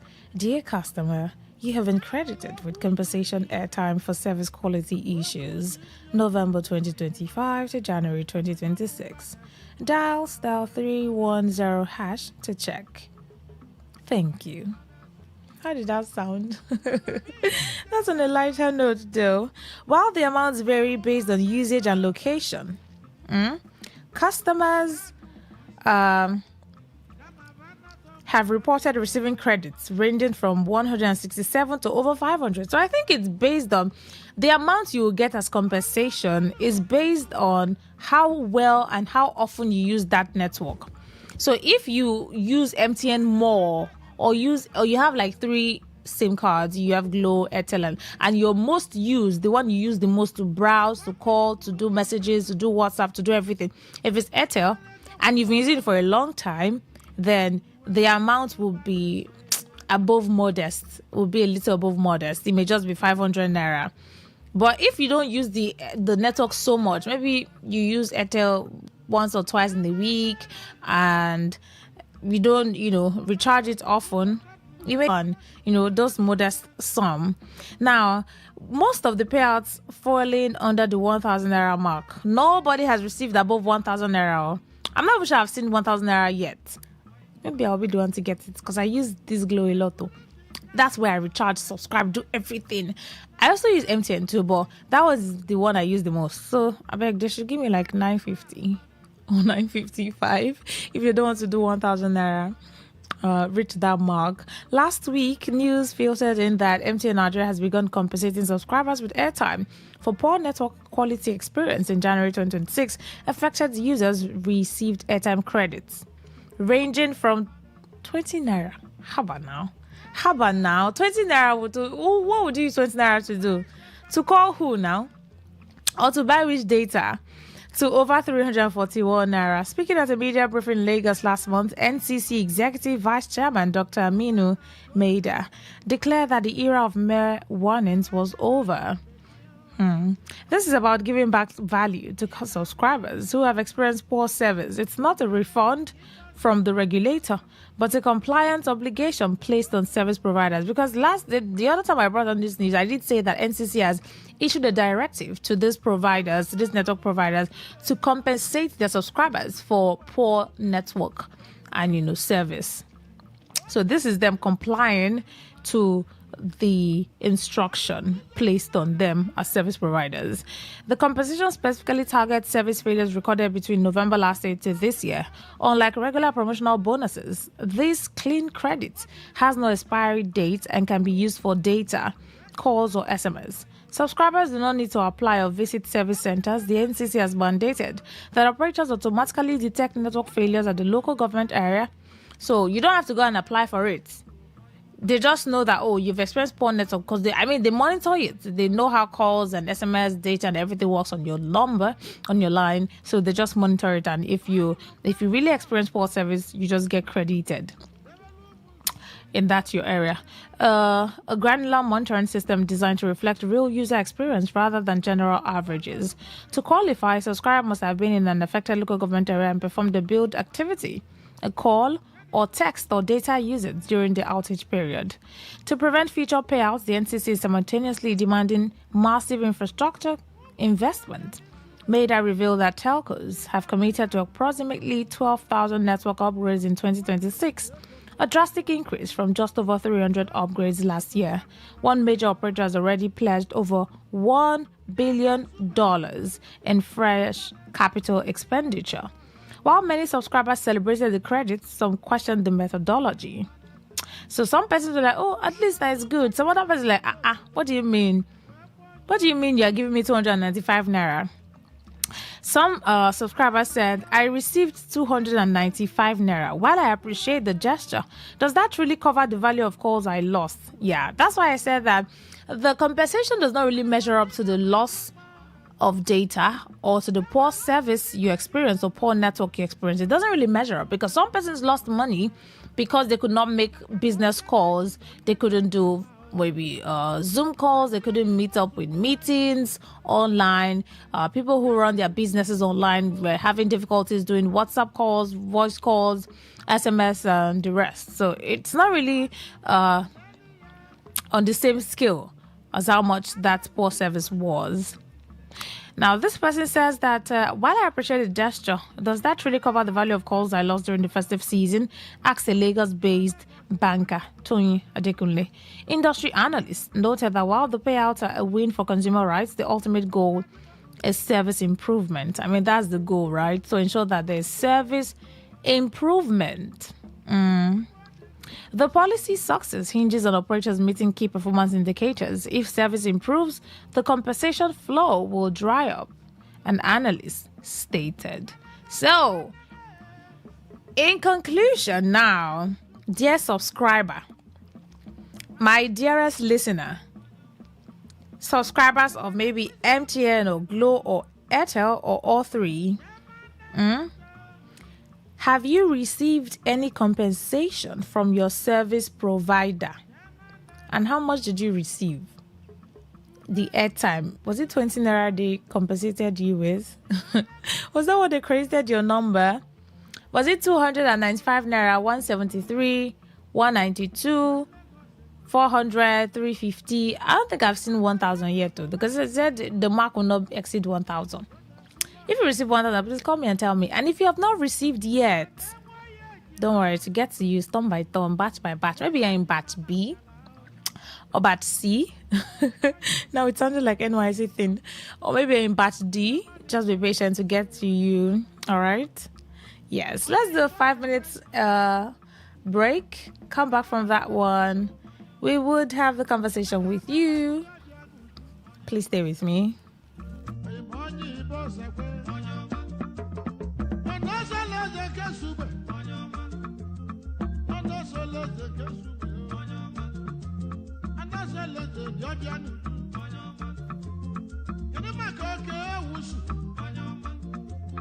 Port Harcourt, are you ready? Today, 95.1 FM, the voice of the people.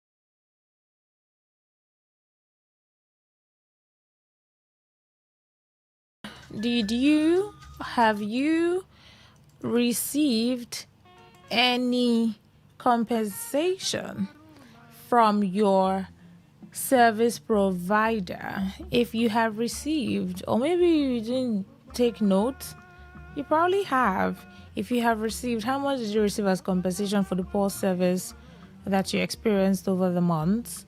If you haven't received, please let me know. You don't know, maybe your own will just come in this night. And this is because network service providers have been rolling out compensation to their subscribers for poor service. A lot of persons have been getting airtime compensation. The other time I brought up this news, someone said they will not do it. It will not come. They will not give us. They will not help. They will not compensate. But now they are.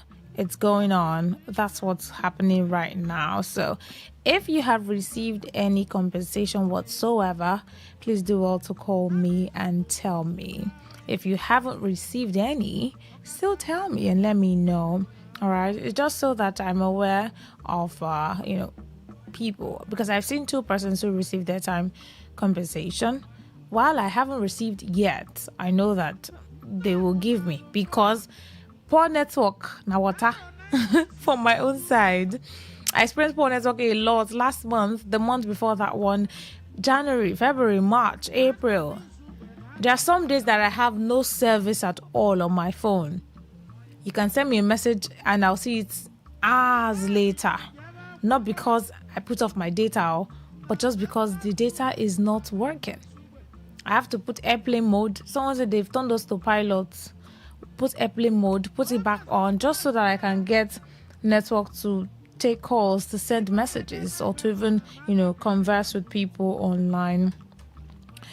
0810-951-0951. That's the number to call to tell me if you have received at all, I really want to know. I'm curious. Hello, good evening. Yeah, good evening. Welcome.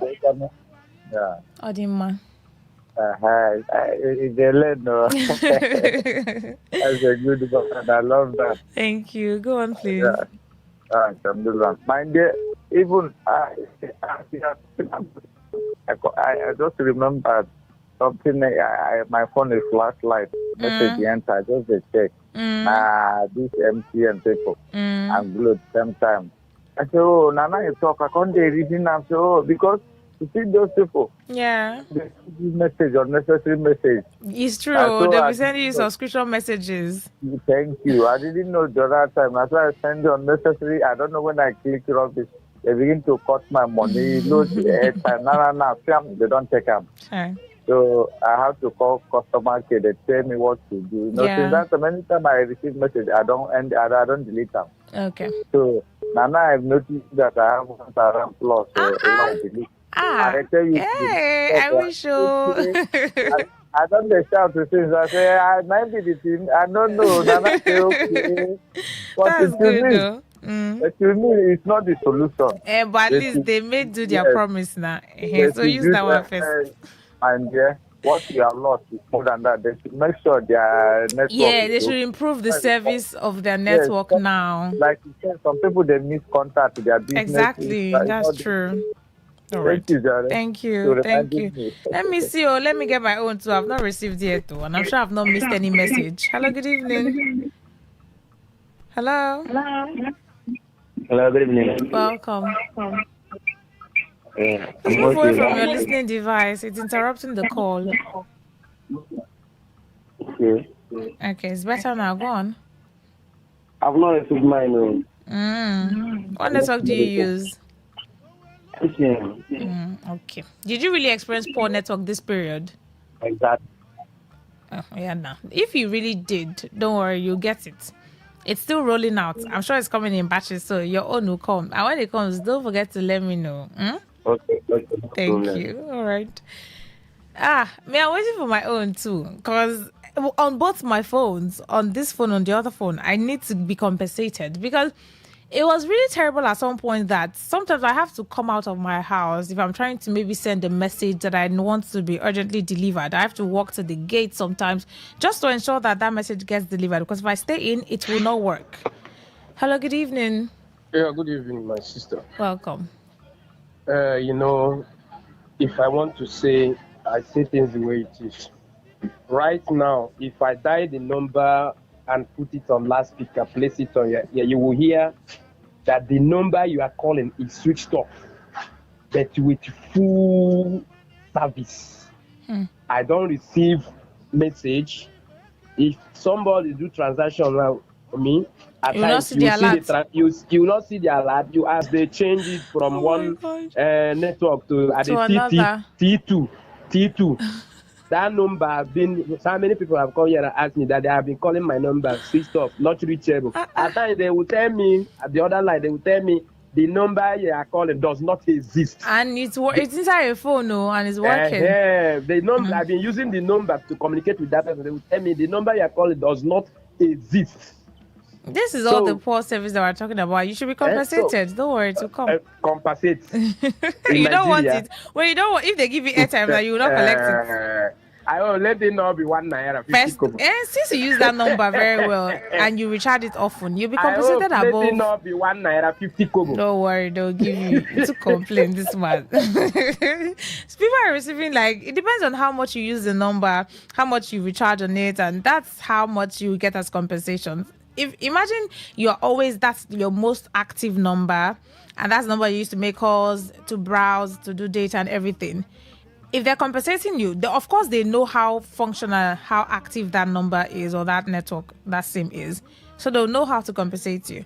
If you don't use it often, or let's say you always borrow from it, you know that now they scrapped borrow, You can't borrow from any of this, with any of this network anymore. Once you dial that code to borrow, they'll tell you this service is no longer available, dear customer. So borrowing is no longer allowed. But before now, it was working. You could borrow. But if you are the type that use your number and you borrow and not pay back for months, probably when they want to compensate you, they might just look at all of those things and compensate you 15 naira. I'm just saying, no. I'm not saying that's how it works, but it could just, you may not get really a tangible amount of airtime. It may just be the modest one that you get. But some persons are getting 500, 4 something, 3 something, 1 something, 900, and thereabout. But it doesn't just go above the 1,000 naira benchmark. But please, if you have received any airtime compensation from any of your networks that you use, Glow, Airtel, MTN, please call in and let me know. If you haven't been compensated yet, please still call me and tell me, right? Let's know how to group ourselves and put ourselves on a group chat. I know that, these are the subscribers that have been compensated, and these are the others that are awaiting compensation. I'm among the awaiting list people. Let me hope that this week, because don't even be funny, the stress I had to go through all these months, even till now, it's not like the network is so stable now. It's not like it's so better now, but it was worse than this some months ago. They should just improve their service and get better. Let's have good connectivity.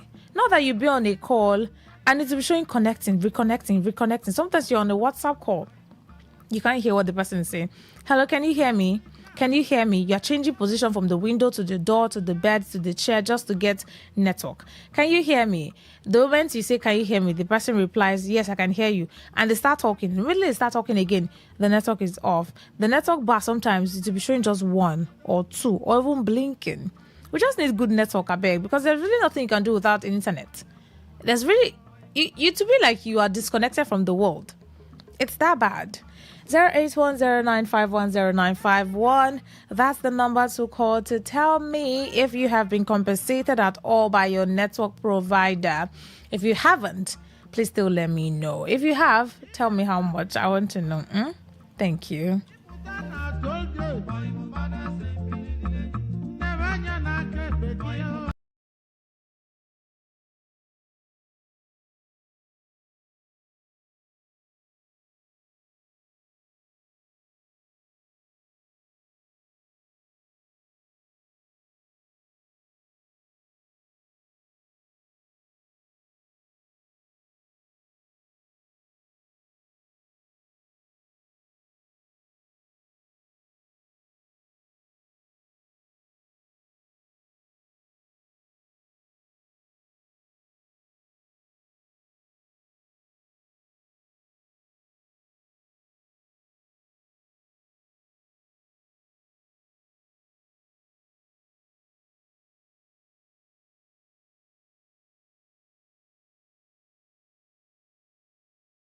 It's going to transfer from your phone and enter my phone. It doesn't even work that way. I'm not going to beg you to share the airtime compensation you got or received because I'm waiting for my own, and I'm sure that I'll get my compensation too. Hello, good evening. Hello, good evening. Welcome. Yeah, this is Akoniche calling from Port Harcourt. All right, go on, please. You know, this line, which is my own line, has been on Earth 2 decades and 2 years. Oh, that long. Okay. So, and which I believe that a lot of credit, a lot of data credit, has money, entered cash have gone through this line. Yeah. You know very well. So I don't know how to appeal to MTN. No, you don't need to appeal. You get reason my matter to even this to compensate me just 10% of all my recharge. How can they give you 10% of all your recharge? You want them to finish all their money. It will be good though. This one, you're big guy. To award me now. I've tried. If everyone start requesting for that, you want them to close down. Easy. Or I will even appeal if they can review the amount of card I've been spending since 20-something years. Not be small thing. Okay.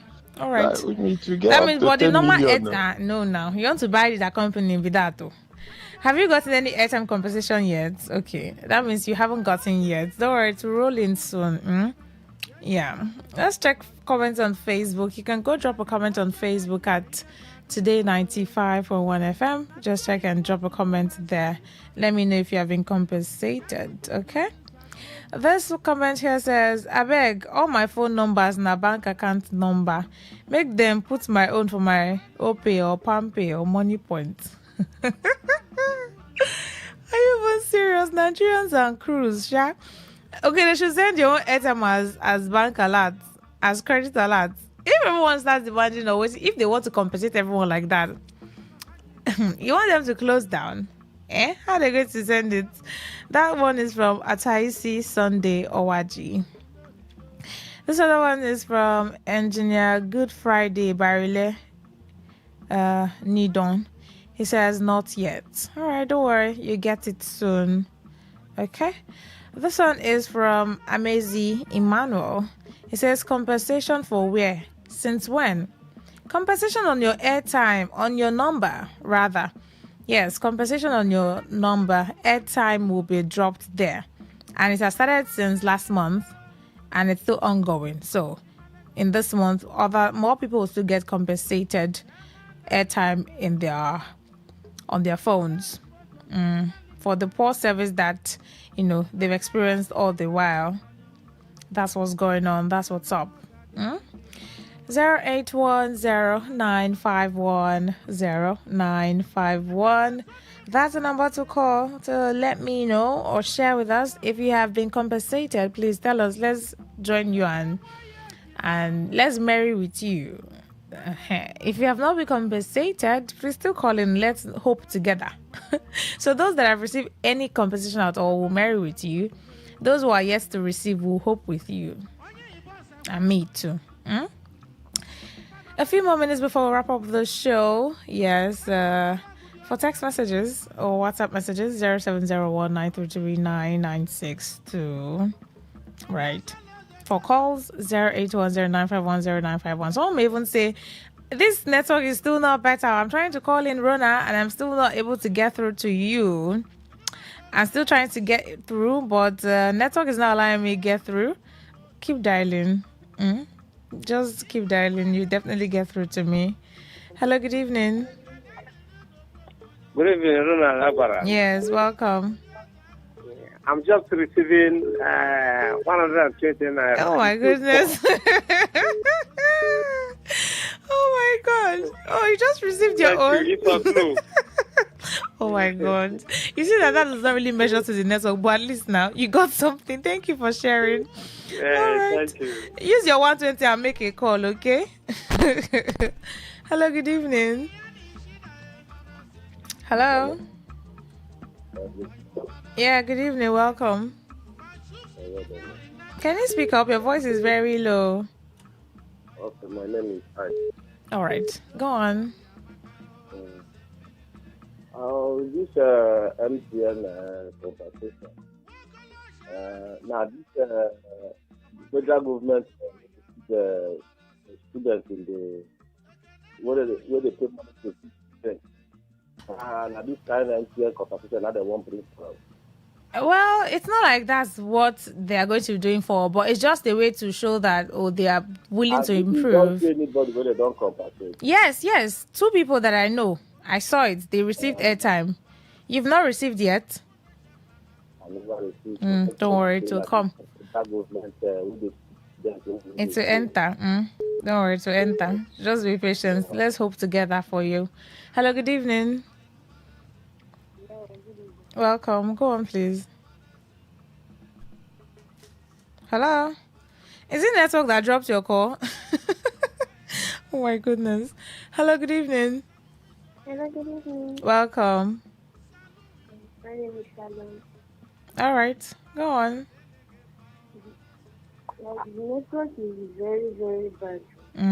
We know that. Have you received any compensation on your line? No, not yet. Okay, don't worry to call me. Me and you are hoping together because I'm yet to receive my own too. So let's hope together. All right, thank you. Can I do one more call? Don't know. This time is running so fast. So let's take this message and then we'll wrap up with that, hopefully. I use all networks, but more for data. So I have seen 1 gig compensation so far. Okay. So the compensation could be airtime, could be data, depends on how often and how active that line is and what you use it for the most, right? So this one says that he has received more. He uses all networks but more for data. So I have seen a 1 gig compensation so far. I hope it continues. However, that's not what Nigerians need. They are learning from the government that gives rise when the citizens complain. They all need to improve on their services. That's the best compensation they can make. J from RGPS. We're not saying that the compensation is the thing that solves all the problem. Of course, the compensation would not solve the poor network. If they compensate us and we keep having poor service, then what's the essence? Or would we be hoping for compensation every time in place of good network? No. So we still want improved network and service delivery, but they should just do this as part of the instructions given to them by NCC. Thank you all so much who joined and called on the show. Yes. The world news comes up right after this. My name is Rona Agbara. Good evening.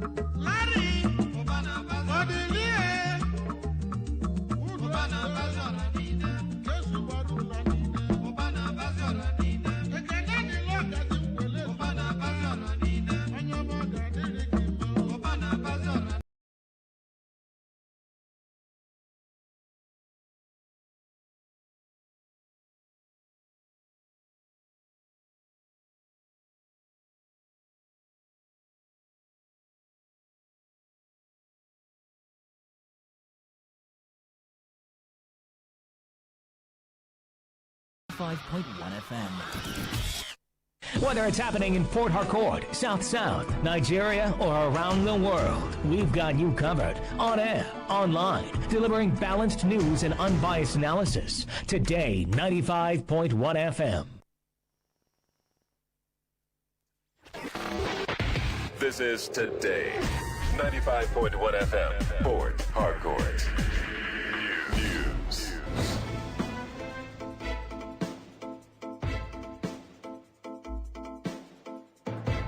A very good evening to you. This is the World News in the Premium Talk Radio. Today, 95.1 FM Port Harcourt. I'm Rona Agbara. First, the headlines. River State Police Command arrests 5 suspected criminals linked to a series of criminal activities. Residents of Rumosi community in Nobiakwa local government area of River State raises concerns over negative effect of alleged abandoned ring road project. Federal High Court in Lagos restrains NBC from sanctioning broadcast stations under provisions of Nigeria Broadcasting Code described as controversial. On the foreign scene, U.S. President Donald Trump threatens higher-level bombing of Iran if deal not agreed. Details shortly.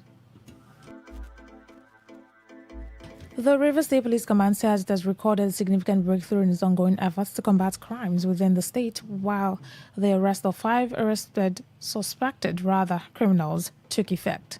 The arrested suspects, who have been linked to a series of criminal activities, have been allegedly been terrorizing residents within the Port Harcourt metropolis, includes a 20-year-old Praise Sampson, Michael Chijoke, 36 years of age, Ndoboisi Jonah, Ehirim Ugonna, 38 years, and Okeke Chizoba Daniel.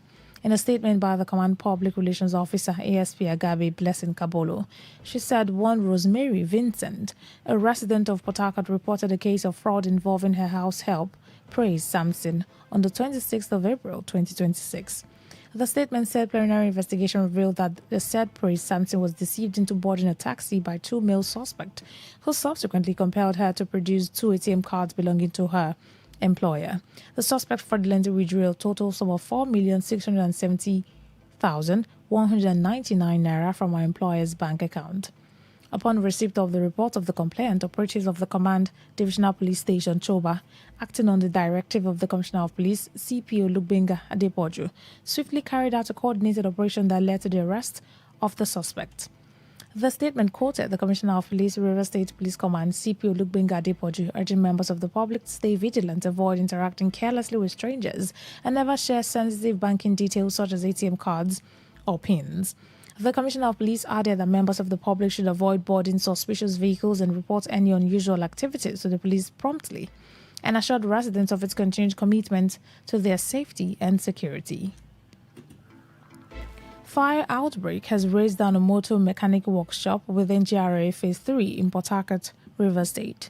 According to a video post on social media, all vehicles parked in the motor mechanic located along the Abacha Road axis of the GRA raised down. It was gathered that the fire started from a neighboring furniture shop before extending to the mechanic workshop. Some eyewitnesses said it took officials of state and federal fire service more than 2 hours before they could arrive at the scene of the incident.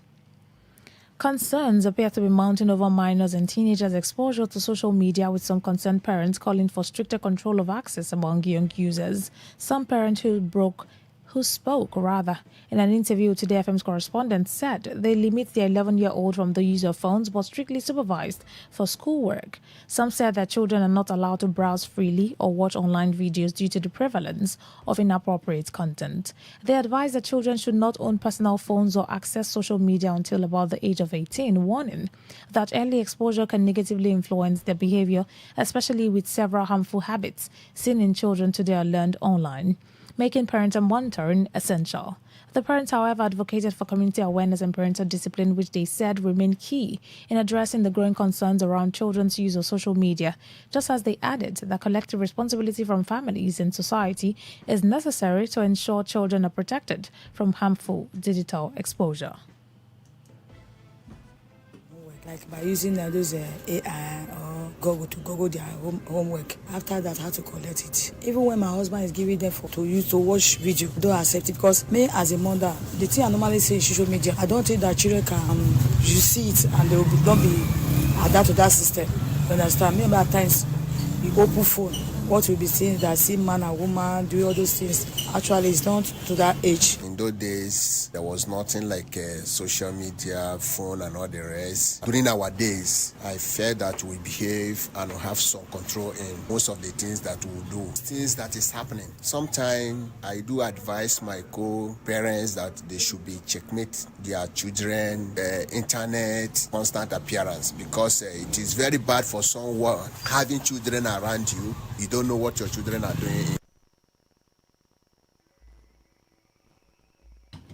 On his part, a Port Harcourt-based legal practitioner, Living Gifting Jamala, describes the issue of children access to social media through mobile phones as complex, stressing that there is no fixed age for social media access, as children differ in maturity and upbringing. Gifting Jamala noted that while the internet can be educational, unregulated content may affect the child's mindset, emphasizing that parents must take responsibility by guiding and monitoring their children's online activities. We should also learn how to regulate what these channels they subscribe to, periodically regulate. And where you see something that is contrary to the morale that you are building your child to be, then those things should be deleted. We live in a society where parents most times leave their children to the care of a third party, so they find it difficult to even have time for their children. And so to regulate the activities of their children in the social media has become difficult. It all boils down to the parents bringing out time to look at the activities, watching at the behavior of that child.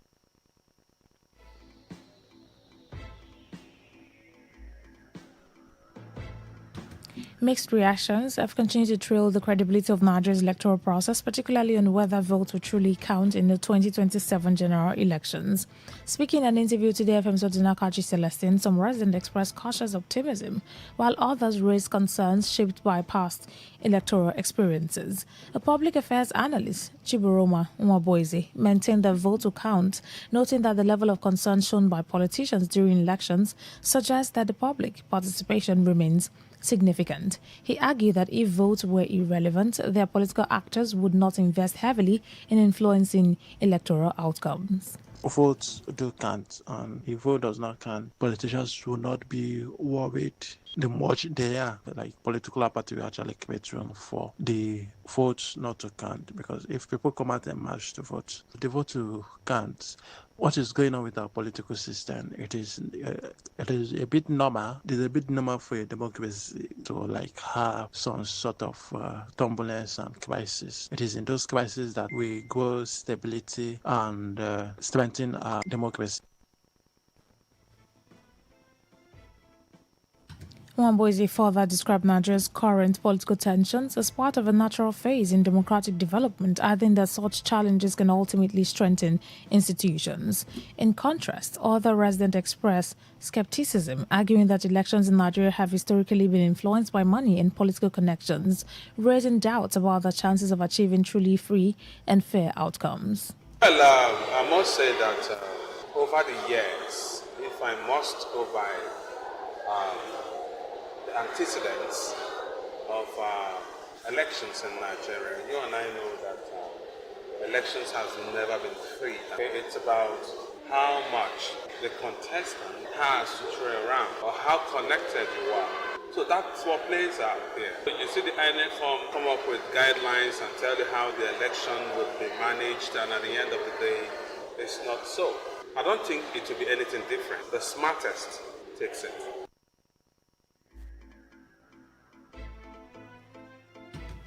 Residents of Rumosi community in Nubia local government area of River State have raised concerns about the abandoned ring road project by the state government, saying it is slowing development in the area.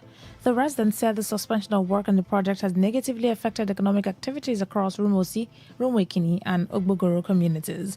The residents in an interview today, FM Olawale Sanisi, also alleged that the abandoned flyovers have become a safe haven for criminal activities, with drug peddlers reportedly using the structures to carry out illegal sales. The community members argue that following the recent reconciliation between River State Governor Siminalayi Fubara and the Minister of the Federal Capital Territory, Nyesom Wike, construction work on the ring road project should have resumed without delay. They called on the appropriate authorities to urgently return to site and complete the project to restore economic growth and improve security in the affected communities.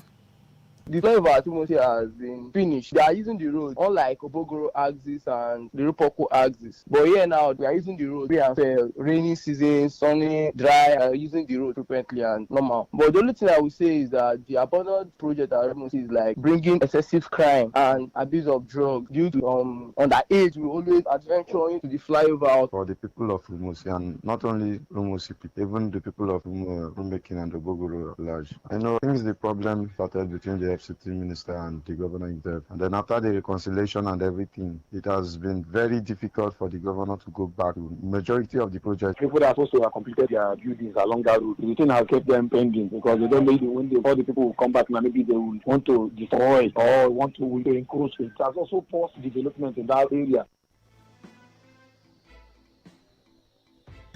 In the meantime, the Minister of the Federal Capital Territory, Nyesom Wike, has criticized River State Governor Siminalayi Fubara for what he described as neglect of governance.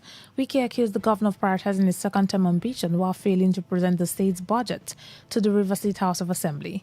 Speaking during a media briefing in Abuja, the minister expressed concern over what he termed misplaced priorities. He warned that the delay in presenting the budget could hamper the smooth running of government activities and the delivery of essential services to residents.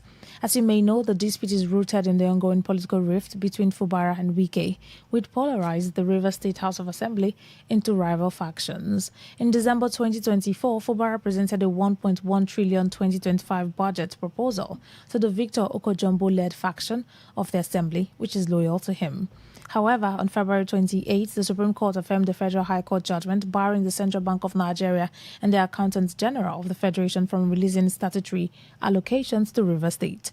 The Apex Court also directed the Central Bank to withhold the state's allocations until the governor presents the appropriation bill to the Martin Amewule-led faction of the Assembly, which is aligned with Wike.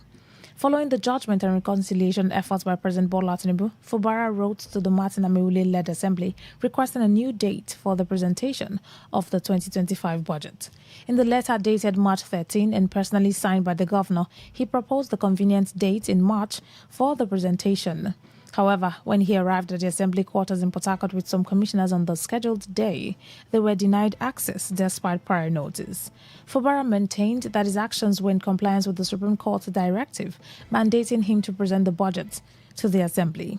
However, the River State House of Assembly on Saturday accused Fubara of insincerity in the implementation of the recent Supreme Court judgment, ordering him to present the 2025 budget afresh. The lawmakers who are loyal to Wike allege that contrary to Fubara's claim to have written to the House for budget presentation, they had not received any correspondence from him. You are listening to the World News on Today 95.1 FM, Voice of the People. After the break, more news, foreign and sports stories. Please stay with us. Every day, every hour, when the big stories break, depend on our 24-hour news team to bring you the latest. Today, 95.1 FM. Thanks for staying with us now. The rest of our stories. Senate Minority Whip Senator Tony Nwoye has decamped from the African Democratic Congress, ADC, to the Nigerian Democratic Congress, NDC, citing multiple litigations in the Federal High Court. Senate President Godswill Akpabio, who read Nwoye's resignation letter during the plenary on Wednesday in Abuja, directed the clerk to update Senate records accordingly. In the letter, Nwoye, who represents Anambra South, stated that he had formally resigned from the ADC and joined the Nigerian Democratic Congress, NDC. Nwoye explained that internal divisions and multiple litigations at the Federal High Court, including judgments, have adversely affected the party's formation, cohesion, and overall stability. A federal high court in Lagos has restrained the National Broadcasting Commission from sanctioning broadcast stations under provisions of the Nigerian Broadcasting Code described as controversial. Justice Daniel Osiago granted the interim injunction following an ex parte application filed by the Socio-Economic Rights and Accountability Project and the Nigerian Guild of Editors. The court, in an order dated May 4, 2026, barred the NBC, its officers and agents from enforcing or imposing sanctions on broadcast stations based on the disputed provisions pending the determination of a motion on notice. The ruling effectively stops the Commission from acting on its recent formal notice, which warned broadcasters against expressing personal opinions as fact, intimidating guests, or failing to maintain neutrality. In their originating processes, the groups argued that provisions of the 6th edition of the Broadcasting Code relied upon by the NBC are vague and overly broad and infringe on constitutionally guaranteed freedom of expression. They told the court that unless restrained, the NBC would continue to use the provisions to threaten and sanction broadcast stations and presenters for carrying out their professional duties. SERAP and NGE further contended that journalism inherently includes opinion, insisting that the right to impart ideas necessarily includes opinions, commentary, and analysis, which are central to democratic discourse. The plaintiffs also warned that the NBC's position could create a chilling effect on the media, potentially leading to self-censorship and weakening the watchdog role of the press, especially ahead of the 2027 general elections. In addition, they maintained that the Broadcasting Code, a subsidiary legislation, cannot override the Nigerian Constitution or international human rights obligations binding on the country. The case has been adjourned to June 1, 2026 for hearing of the motion on notice. The president's ministerial nominee, Joseph Tegbe, has warned that Nigeria's power crisis requires tough and transparent reforms, stressing that there are no quick fixes. Speaking during the screening at the Committee of the Whole on the floor of the Senate, Tegbe told lawmakers that the approach to the sector must change. Appointed in 2025 by President Bola Tinubu as Director General of the Nigerian-China Strategic Partnership, Tegbe described power as the foundation for national confidence, noting that decades of reforms have yet to deliver the expected results. He pledged decisive action if confirmed, emphasizing execution over rhetoric. According to him, priority areas will include power distribution, metering, transparency, and sub-national participation. The nominee also noted that sub-national government would be encouraged to guarantee electricity to ease pressure on the national grid. During the question and answer session, Chairman of the Senate Committee on Power, Senator Eyinaya Abaribe, raised concerns about grid stability, noting that the system often collapses whenever supply exceeds 5,000 megawatts. According to him, Tegbe must meet the generator cartel, saying that they will certainly come after him, encouraging him to make sure that the discos keep to the terms of their contracts. Former Minister of State for Power and Steel, Senator Danjuma Goje, also lamented the lack of progress in the sector despite trillions of naira invested since 1999, suggesting radical solutions to drive efficiency. He advised that the minister designate approach China for support in revamping the sector over the next 20 years. On security concerns, Senator Tahi Monguno questioned how the nominee would address vandalism of power infrastructure.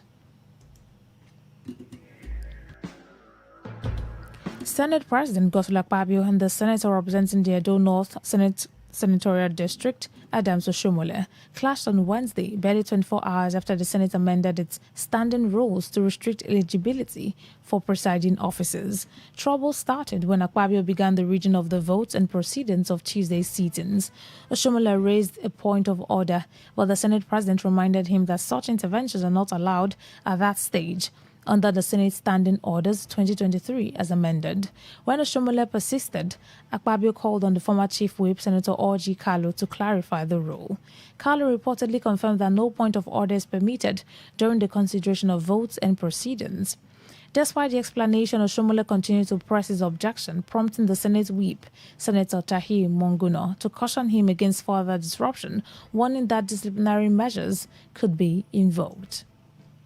And on the foreign scene, U.S. President Donald Trump has issued an ultimatum for Iran to accept a deal to end the war or face renewed, more intense U.S. bombing in the latest of a series of abrupt policy shifts.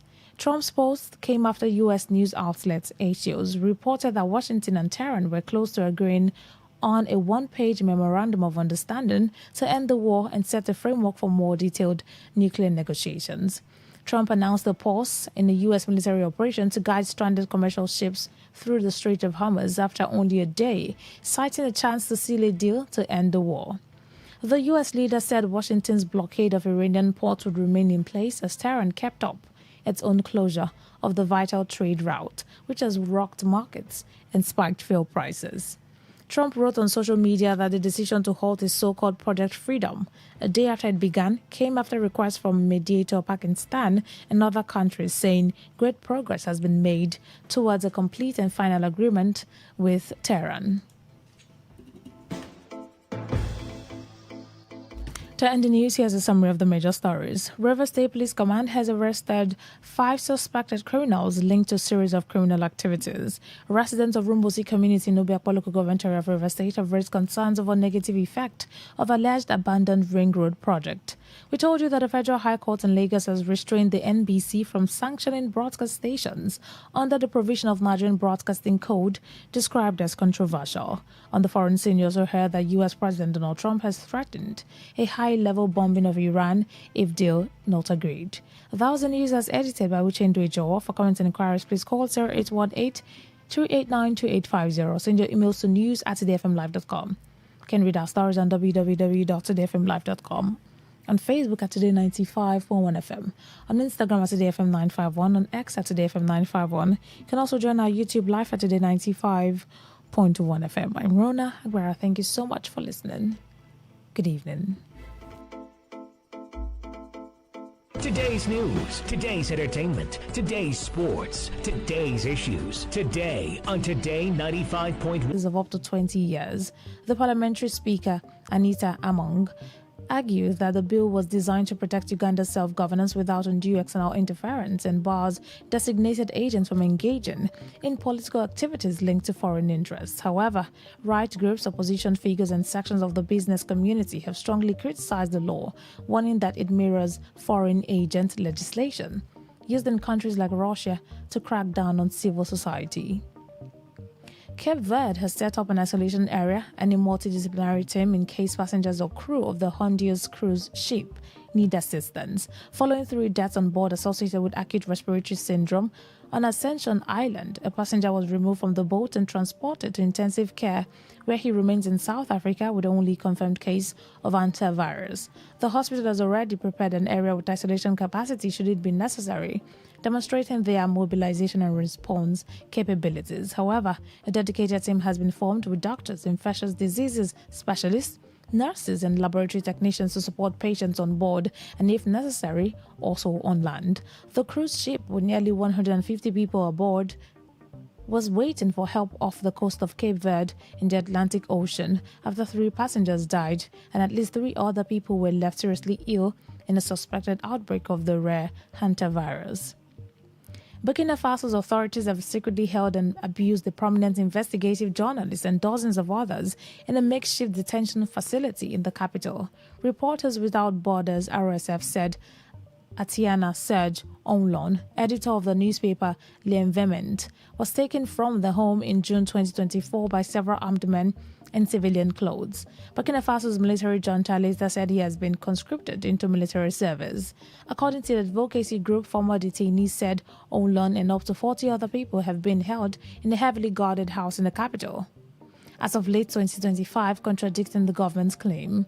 They reported sleeping on bare floors, having to drink toilet water, and being beaten by guards wielding ropes and tree branches. The publication of election results in the Central African Republic has been suspended following a strike by staff at the National Election Authority (ANE), adding fresh uncertainty to the country's fragile political process. According to several ANE employees, IT specialists at the institution's data processing center are refusing to release the results of the second round of municipal, regional, and parliamentary elections held on 26 April. The results had initially been expected but have been delayed over 2 months of unpaid salaries. The Central African Republic remains one of the world's poorest nations, and strikes among civil servants, including teachers and administrative workers, have been frequent. Now, away from Africa to the rest of the world, China has erected a monument to the World War II Cairo Declaration at the historic Mina House Hotel, where the document was signed. Agreed by China, the United States, and Britain on December 1, 1943, the declaration stated that the 3 allies would ensure that all territories taken from China by Japan would be returned. They included Northeast China, Taiwan, and Penghu Islands. Japan accepted the terms of the Cairo Declaration when it surrendered in 1945, but the status of Taiwan and several island groups are still under dispute.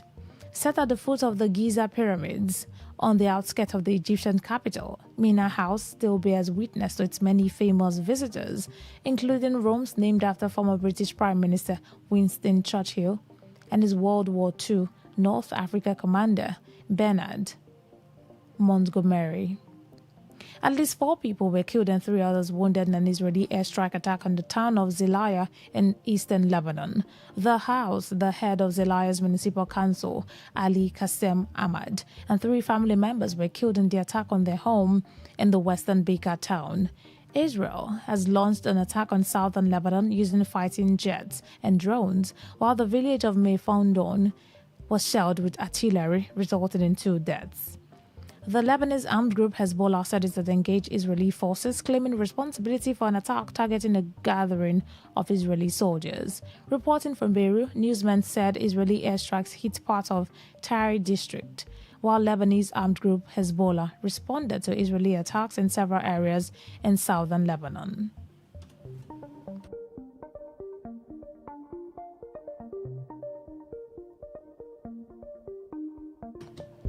A diplomatic rift between U.S. President Donald Trump and German Chancellor Friedrich Merz over the war on Iran has escalated into a broader debate about Europe's transatlantic ties, while Berlin pushes to become the continent's leading military power. Merz sparked controversy last week when he said Washington had been humiliated by its failure to reach a deal with Tehran and accused Trump of having no strategy. The remarks triggered a heated discussion that has intensified since Trump announced the redeployment of 5,000 U.S. troops from German soil.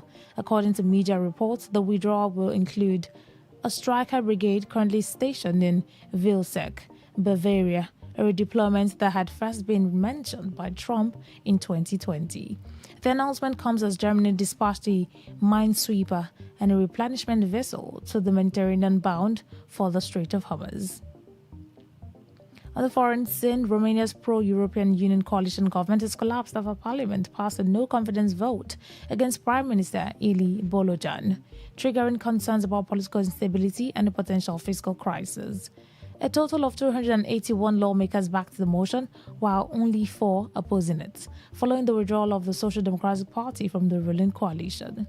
The vote has unsettled financial markets, with Romania's currency, the leu, falling to a record low against the euro, amid fears the country could struggle to maintain its commitment to reducing the European Union's largest deficit.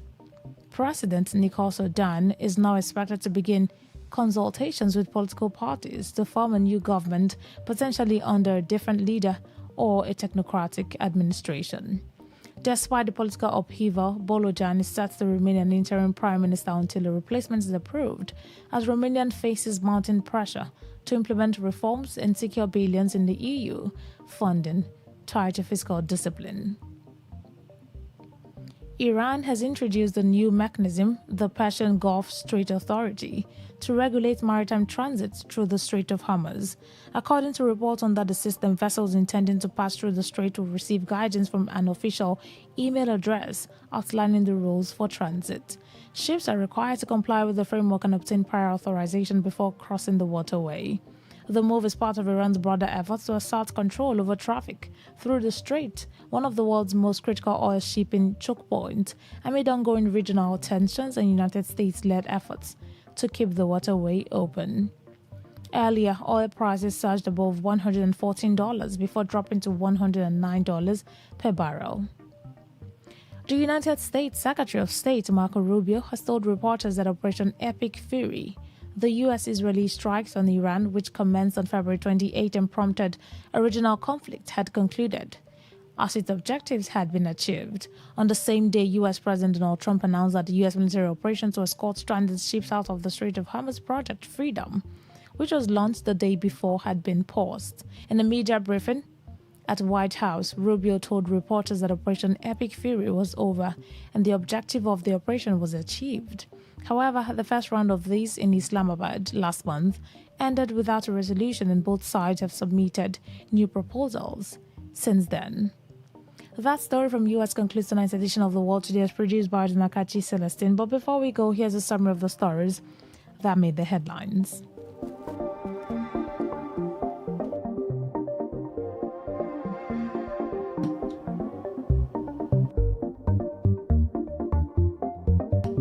Uganda Parliament has passed a controversial sovereignty bill after its amendment. You heard that Cape Verde has repaired to help virus-hit cruise ship.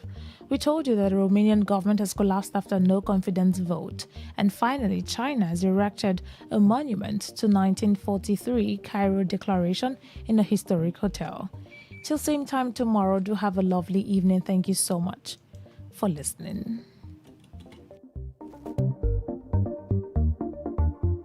Today's news, today's entertainment, today's sports, today's issues. Today on Today95.1 FM, Port Harcourt. Hit the road, fill your drive. Ignite the vibe, stay locked. Today 95.1 FM, radio on the go.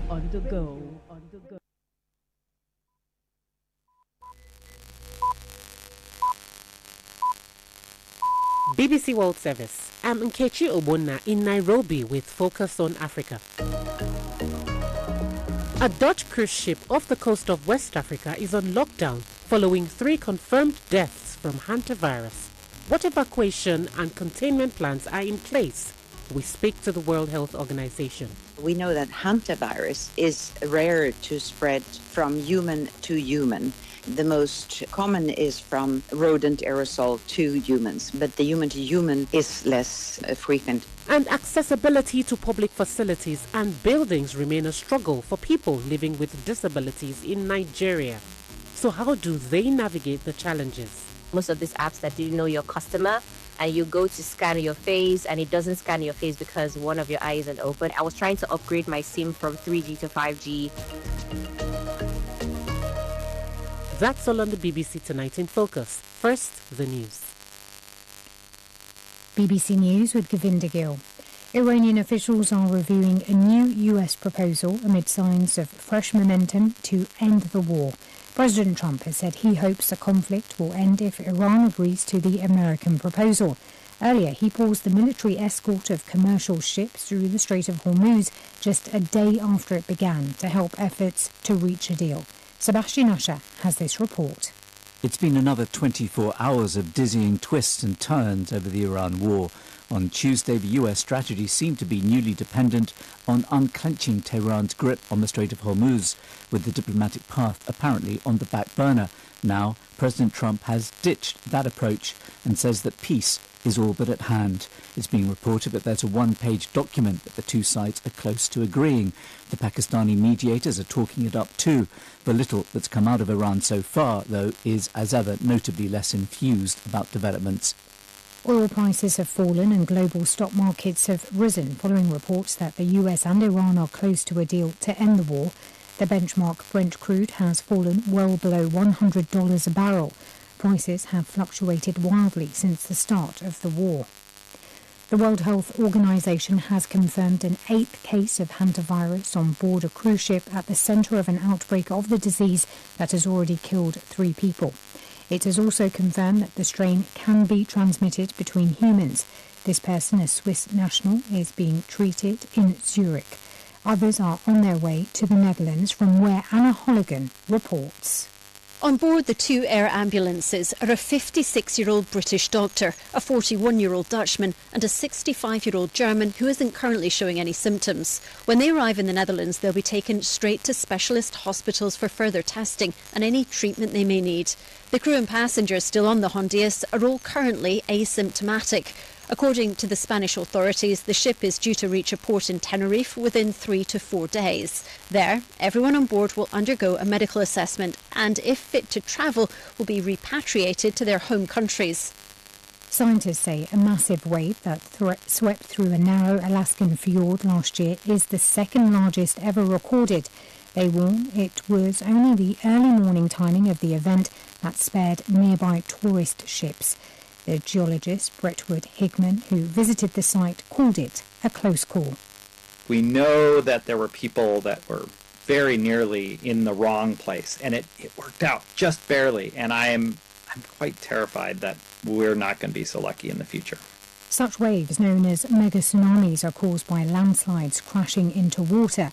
Researchers say they're being worsened by climate change.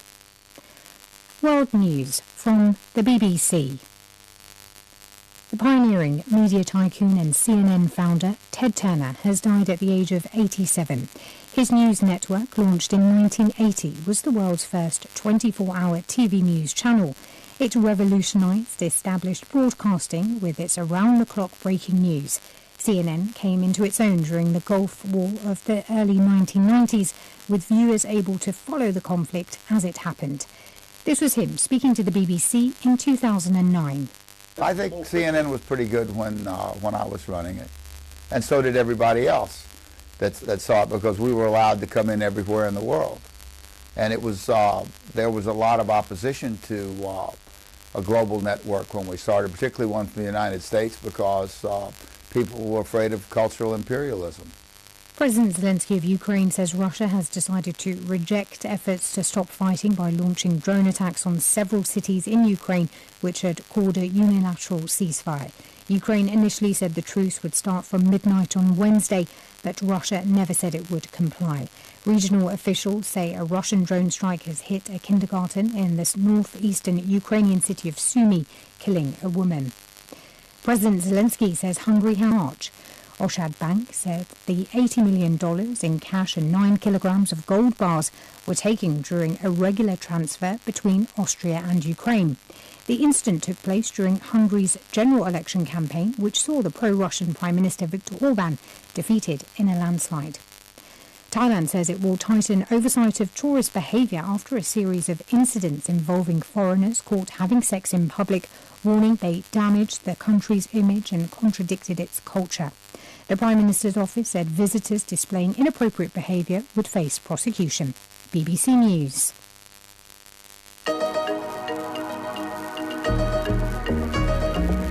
Hello there and welcome to Focus on Africa. I am Nkechi Obonna in Nairobi. Concerns over the spread of hantavirus continue to grow following the death of 3 people on a cruise ship near Cape Verde, off the coast of West Africa. We speak to the World Health Organization to get insight into the emergency medical response action. We know that hantavirus is rare to spread from human to human. The most